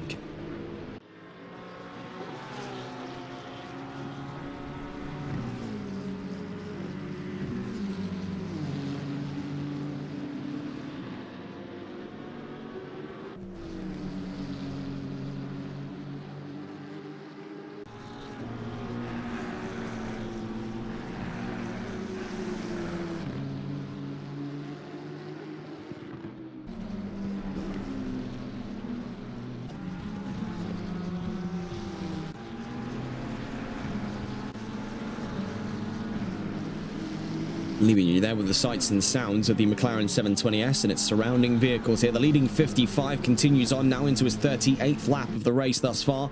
Checking in with what was our last viewed battle between the 93 and the 96. You can now see as well north of 2 seconds in their current gap to one another. So that kills off their fight for the time being. Now they could still reconvene towards the end of this race. We see for Chris Davies has been a story of redemption as the 61 is now into the pits. We have just got information there from Kieran Rodd and from the Lamborghini. Now into the paddock. He falls in behind the number 9, so drops in behind that of Declan Anderson. Now back up to second for him here. As for the 315, looking at a podium is that of Alan Alexander.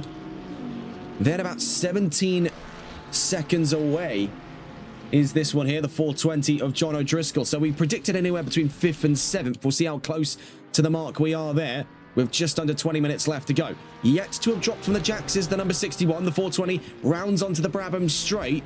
Then about 10 seconds behind him there is Ian Oates. 61 still yet to have dropped from the jacks. As the number 6 rounds on through, 16.1 seconds behind the number 6 is the number 96. And now off the jacks goes Kieran Rodd. And we said anywhere between 5th and 7th. And I think we might just be bang on there. Having a glance, yes. Actually right between anywhere 5th to 7th. 6th as he leaves there for Kieran Rodd.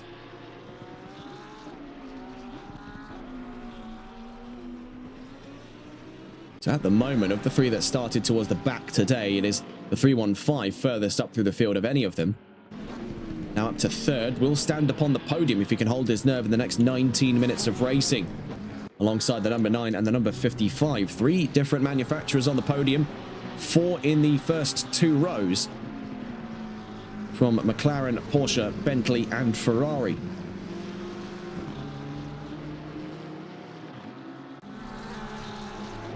At the moment then, we find ourselves in a bit of a dry spell on this race, but the drivers have now prioritised survival above all things. It has been a very hectic start to the season. Now for the drivers, it's a case of knuckling down and getting themselves to the checkered flag to round out round 1. There's trouble. That's Leroy Donald in the wall. The number 93 stricken down at Hawthorns, getting a look on board to the Porsche before it's too late here. The 93 gets back up and going on the Derek Mentor straight, but that is real trouble for Leroy Donald, now out of the top 10.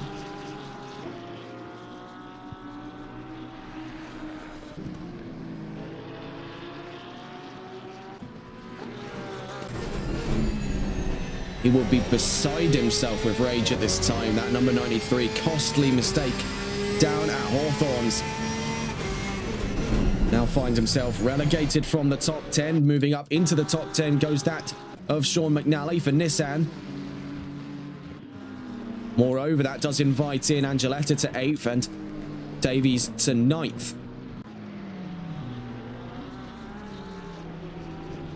In terms of where the nearest fights are coming from, really, it is a tough call because, of course, as we mentioned, a lot of those gaps have continued to advance north of one another. There isn't really much a chance. We do see, though, in spite of that, the 92 versus the 111 is one on consideration here. Their last interval between Matt Critt and Callum Turner proved about 1.034 seconds. We see, though, to the line, that's gone up 4 tenths to nearly a second and a half. Difficult to call then at this time.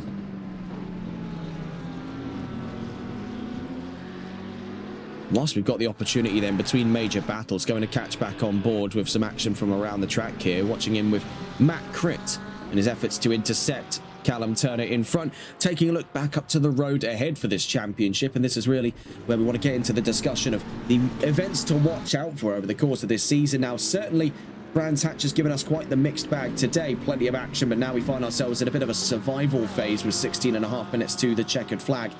It does make you wonder what came up with the idea for 75 minutes worth of racing. I think we are just a tiny bit, for a grid like this, outside of that Goldilocks zone, which I'd say is about 45 to 60 minutes of racing. But of course, I don't run the event. I just commentate for it. That's just a suggestion from our end. But looking at the events to watch out for, Laguna Seca definitely on the cards there. Round 3 of the championship on July 8th. Taking a look further down the line is also considerations there at Alton Park and Silverstone. Barcelona has been a surprisingly good track. Suzuka also very solid track as well. The ones I would say to keep a close eye out for: Laguna Seca, Alton Park and I would say at a hazard against their Silverstone.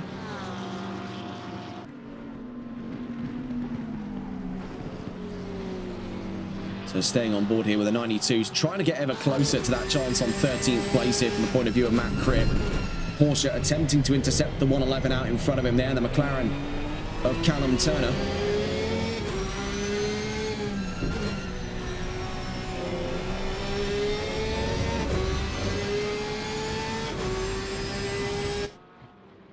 One second between the pair. That just dropped south of it, so we are getting ever closer to the idea of a fight for 13th place. Mr. Bernie 96 in chat asking, how was the race so far? A hectic start to the season to be expected then with a grid like this, but at the moment we saw from starting from the back of the field with 3 cars, the 315, the 420 and the 61, 2 of the original back row bandits, Kieran Rodd and John O'Driscoll, but joined by their new honorary member, the 315 of Alan Alexander. But it's been the latest of the additions to that crew that has outshone both of their original members, because the 315 started from down in the 10th row of the field and is now standing upon the podium. That's not to scoff over the 420's results, currently standing in at 4th on that 2nd row, also having started from a disconnect, put him even further down, actually 1 extra grid slot back from the race start. Of the 3 of them at the moment, the 61 finds now 6th place, so all 3 of them in the top 10, within a scratch there of seeing all 3 of them in the top 5. A very impressive start from those 3. In terms of action, there has been quite a fair bit of drama for the number 28. He was in a confident top 5 position, but then fell into trouble out of Sterling's, who fell down through the order. We also see in the case there for Leroy Donald, was at one point on the podium behind that of Declan Anderson. Now finds himself down in 11th. So there's been quite a few highs and lows as we go to catch back on board here with Matt Cripp, having led throughout the session, albeit with the one caveat of differences in strategy. It's been the 55 of Fake Galaxy and the number 9 of Declan Anderson. Catch you on here with Matt Cripp as we do loom on to the chances of a fight for 13th place between himself and Callum Turner. Heading up towards Hawthorne, we see much earlier onto the brakes went the McLaren. The Porsche trying to go even further on the inside, but ended up putting 2 wheels onto the grass as he tripped back over the curb. It upset the balance there and has knocked him a little bit further down. Was 3 tenths as he went into that corner, now 6 tenths as we make our way up towards Sheen Curve. Very easy section to mess up there. You can see for what reason, because that runoff, what runoff exactly? Because there's just no chance once you cross over the white lines of seeing a stable drive out of it. You either lift or you spin. There is really no compromise to be found off of Sheen Curve. Down through the Clark Curve, we see here a bit of a wobble as we mount the crest. Porsche gaining. So on Turner at the moment goes Crit, looking for the inside down at Paddock Hill Bend. Of course, Porsche far later onto the brakes than McLaren. But could there be the chance of a switch back up towards Struans? The 111 is close enough to attempt it, but covering him off there, diving for the inside goes the number 92 for the fight of 13th. 12 minutes left to go.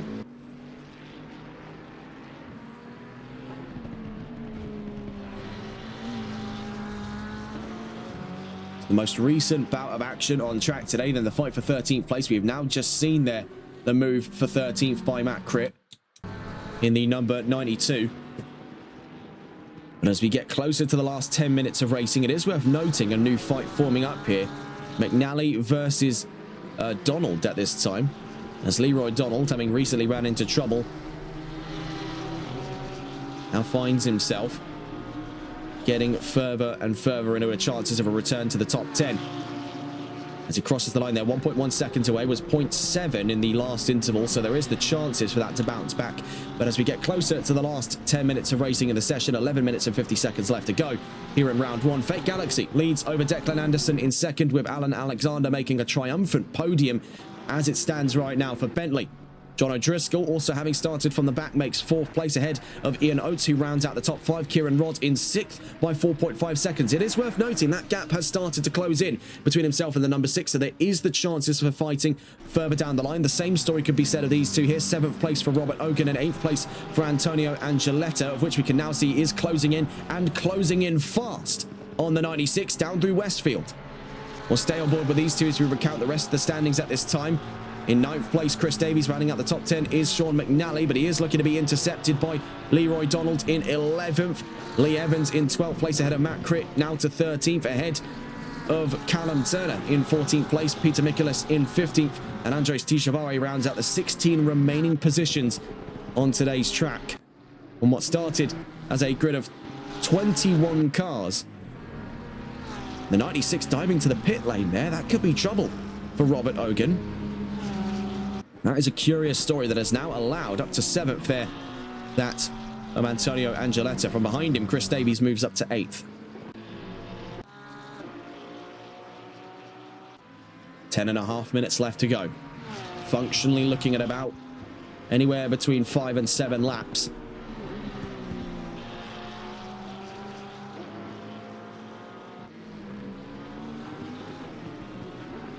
And for Declan Anderson, it's been a great start to the season here, but he does find himself hopelessly far away from the number 55. It is going to be a tough challenge for many drivers on this grid to try and stand up to the might that is the number 55 McLaren. Taking a look over to find him as he leads the charge, Fake Galaxy.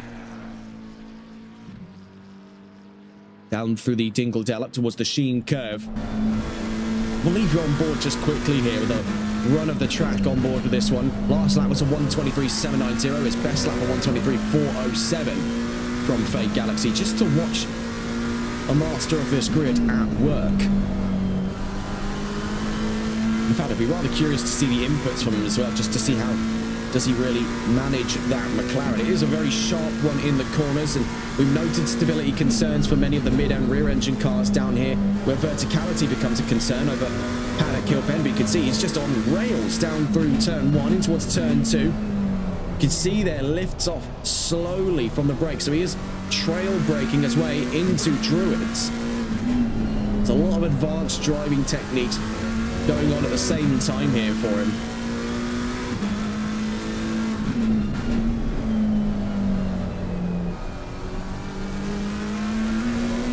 We are seeing a little bit of, I don't know if it is exactly called this, but I think it shares the name with another theory, the string theory or string technique. Not to be confused with the string theory that I believe is a theory around the existence of everything in the universe. No, not that. It's the idea that, and they explained it in a way where, take for example, there's a string at the bottom of your wheel connecting to the brake pedal. You're able to go all the way down on that pedal when the wheel is straight and you're in a straight line braking in towards the corner. But as you turn, you lift, almost as if that string's being pulled up from the top of the brake pedal, pulling it away. It's what teaches drivers how to trail brake. We're seeing this expert technique demonstrated here as he lifts off, not all the way, but about to 80% off, so about 20% braking input or less, just before releasing it fully. It allows the McLaren to have this brilliant turning. And that's something that you're going to have to nail if you want to drive the mid-engine cars. The front-engine cars are a lot more reliable for just being able to hammer the brakes into every corner, but it takes finesse to corral cars like the McLaren to form. We've seen many a championship driver do this over the years, through many different championships indeed. Fake Galaxy certainly on the drive of a champion today, but he's got a long road to travel upon before he can call himself champion in this series. But as far as first impressions go, it's a bloody good one here in Brands Hatch for the 55. Looking further around the field to see recent fighting here for 5th place. We did note the gap was shrinking between Kieran Rodd and Ian Oates, but we weren't expecting it to be this quick. Going to catch on board to the Lamborghini, currently contesting the top 5 on this grid. We see from the number 6's point of view, but going to catch the Lamborghini in pursuit.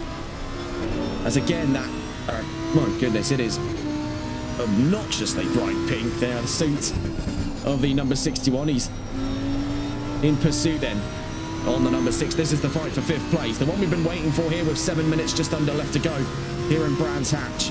Ian Oates, runner-up to the gold division last season on VSR season 11, toe-to-toe with the number 61 of Kieran Rodd, out wide at Paddock Hill Bend. Watching as he heads through to Druids. Now, I believe a number of the Euro Titans drivers are actually on controller, so it's much harder to analyze the technique from them. Normally, if you have the full HUD on a Assetto Corsa Competizione, you can see the speedometer to the bottom right, and that also shows engine mapping, TC mapping, and inputs. We have that turned off just to give a little bit more of a realistic feeling, but obviously that does come with the main caveat of losing some of that vital input. But as we saw there, watching on with the leading 55, some of those things you can just gauge by eye.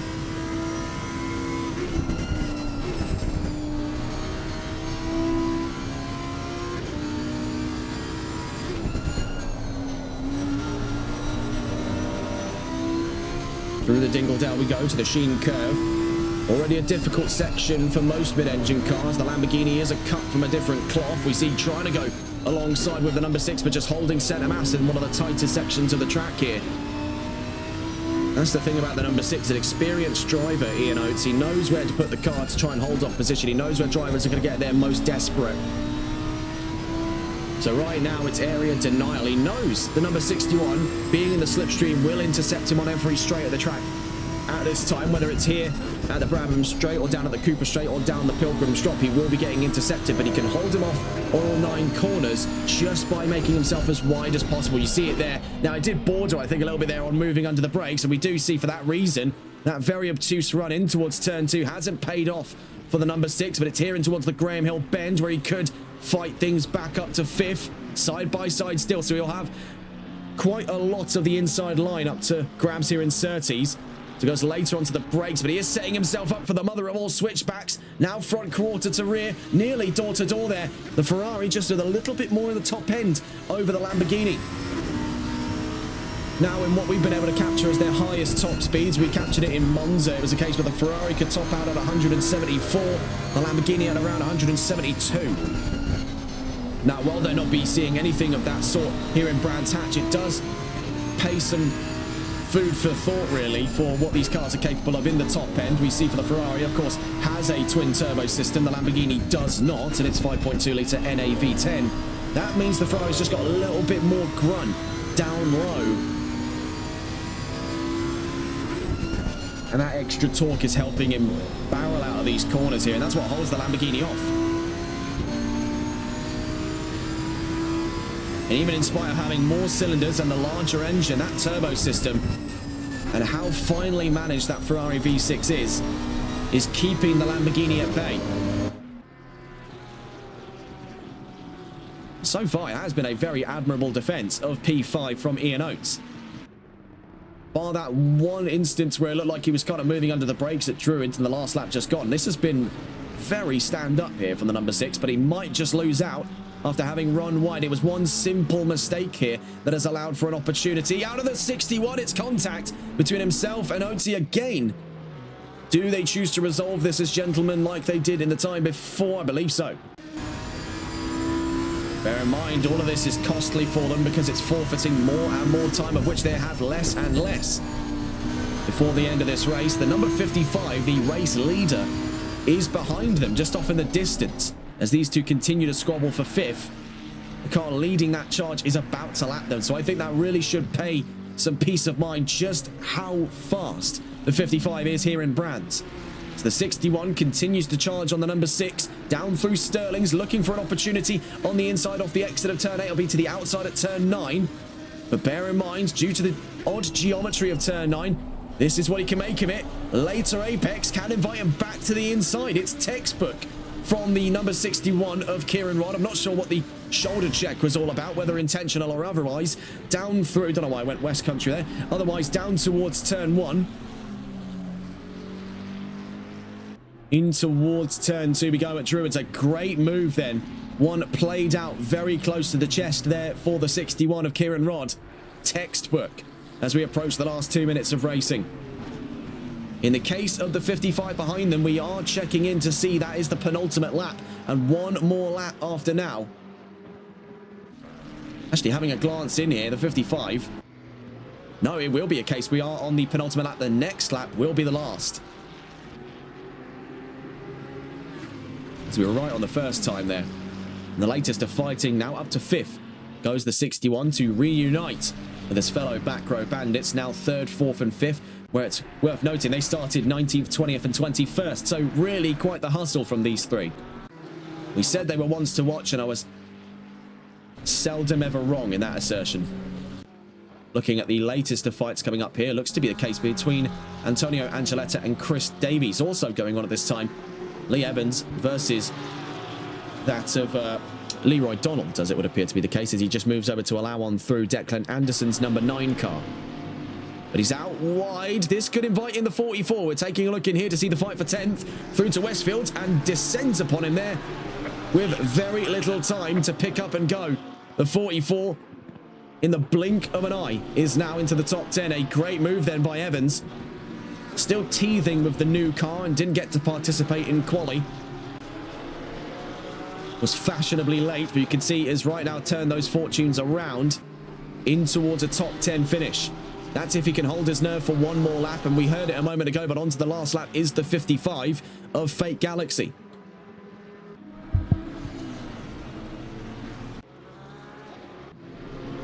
Declan Anderson in second. You see him momentarily held up there by McNally. I don't believe it was intentional. It was just the wrong place at the wrong time. In behind them, we see the still ongoing fight there between Leroy Donald and Lee Evans.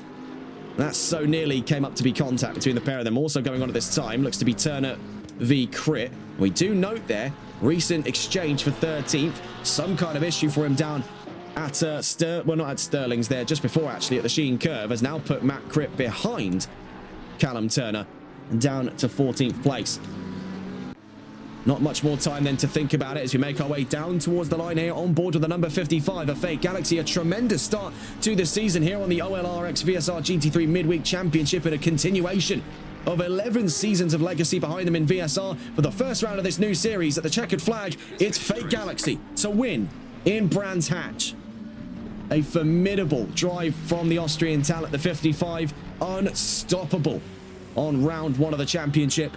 A brilliant result for him here. Now, it is worth noting we will have 3 division winners, but due to some technical issues, we can't actually decipher who's who here. So we will see down to the line with that of Declan Anderson to see 9th place. But I'd say the MVP performance of today has been that 315. Coming from the back of the field alongside his comrades at the back row band. It's 3, 4, and 5 for all 3 drivers, but definitely worth quite the hustle there for the 315 Bentley. An unorthodox machine, but a brilliant result to boot on the podium in round 1. O'Driscoll in 4th. And then Kieran Rod to see 5th as the rest of the grid has now formed up behind them, bar 3 cars, that being Ogan, who has now just crossed the line in front. As well as seeing the end of the fighting here between the 92 and the 111, down towards the line to see 13th then Callum Turner, and 14th as it stands for Matt Crit. At the end of this race, we do wait to see the 61 down to the line among them, and he will be, by looks of it here, the last to the line. A solid drive all round from those 3. Unmistakable performance up front from the 55. A great start to the season for the number 9. Down to the line goes the 61 to see 5th for the end of round 1. And while we'll leave it up to the race control team to decide where the division winners are, we can have a quick glance to see from our side exactly who's won what. You can see the final result there. Fake Galaxy wins in Brands Hatch, with number 9 in 2nd, number 315 in 3rd, number 420 in 4th, number 61 in 5th, number 6 in 6th place, number 1 in 7th place, number 28 in 8th place, number 4 in 9th place, number 44 in 10th place, number 93 in 11th place, number 96 in 12th place, number 111 in 13th, number 92 in 14th, number 11 in 15th, and rounding out the 16-car grid in the 870, the Porsche of Andres Tijavari. Taking a look, though, at those divisions, just to quickly have a glance. Of course, your Gold division winner, unmistakably so, is the 55 of Fake Galaxy, but having a glance at some of the other ranks here, Silver, just to quickly scroll through that list and see, I believe, having a glance at it there, just down through the order, I believe it is, just scratching my head to find it here, but I think it might be McNally. Yes, it does appear to be the case there for Sean McNally, if I'm not mistaken. Having a glance, and yeah, that is the case there. I believe, yes. So Sean McNally looks to be your Silver Division winner. In terms of the Bronze drivers, I believe we take a look down the line to see here from... Having a look, I think it is, yes. Yes, it is Callum Turner. So it's a bit of a head scratcher because, of course, it's been a bit of a hodgepodge start to the season in terms of organisation. We see they're celebrating the 420 and the 61. A great start to the season nonetheless. Your race winner overall, the 55 of Fake Galaxy for McLaren. Following along with him on the podium then, Declan Anderson and Alan Alexander. 3 different manufacturers on the podium, 5 different manufacturers in the top 5. Courtesy of McLaren, Porsche, Bentley, Ferrari, and Lamborghini. That's all from us here on TRTN. Join us next week in this championship on July 1st for the second round of the OLR X VSR GT3 Midweek Championship. at the Circuit de Spa-Francorchamps. If you're joining us later on this week, you'll be seeing more action from the Orange Line Racing X VSR group with the Porsche Super Cup Round 2 coming up this Friday. On Saturday, we'll see the return into the second round of the HCCL Ginetta Summer Challenge, as well as Season 2 Round 2 of the Continental Racing League GT3 Teams Championship. Coming up Sunday, 6:30 p.m. BST, will be Season 6 Round 6 of the NLRL Sunday League as we head to Barcelona. That's all from us here on TRTN. Have a wonderful rest of your evening. Take care and good night.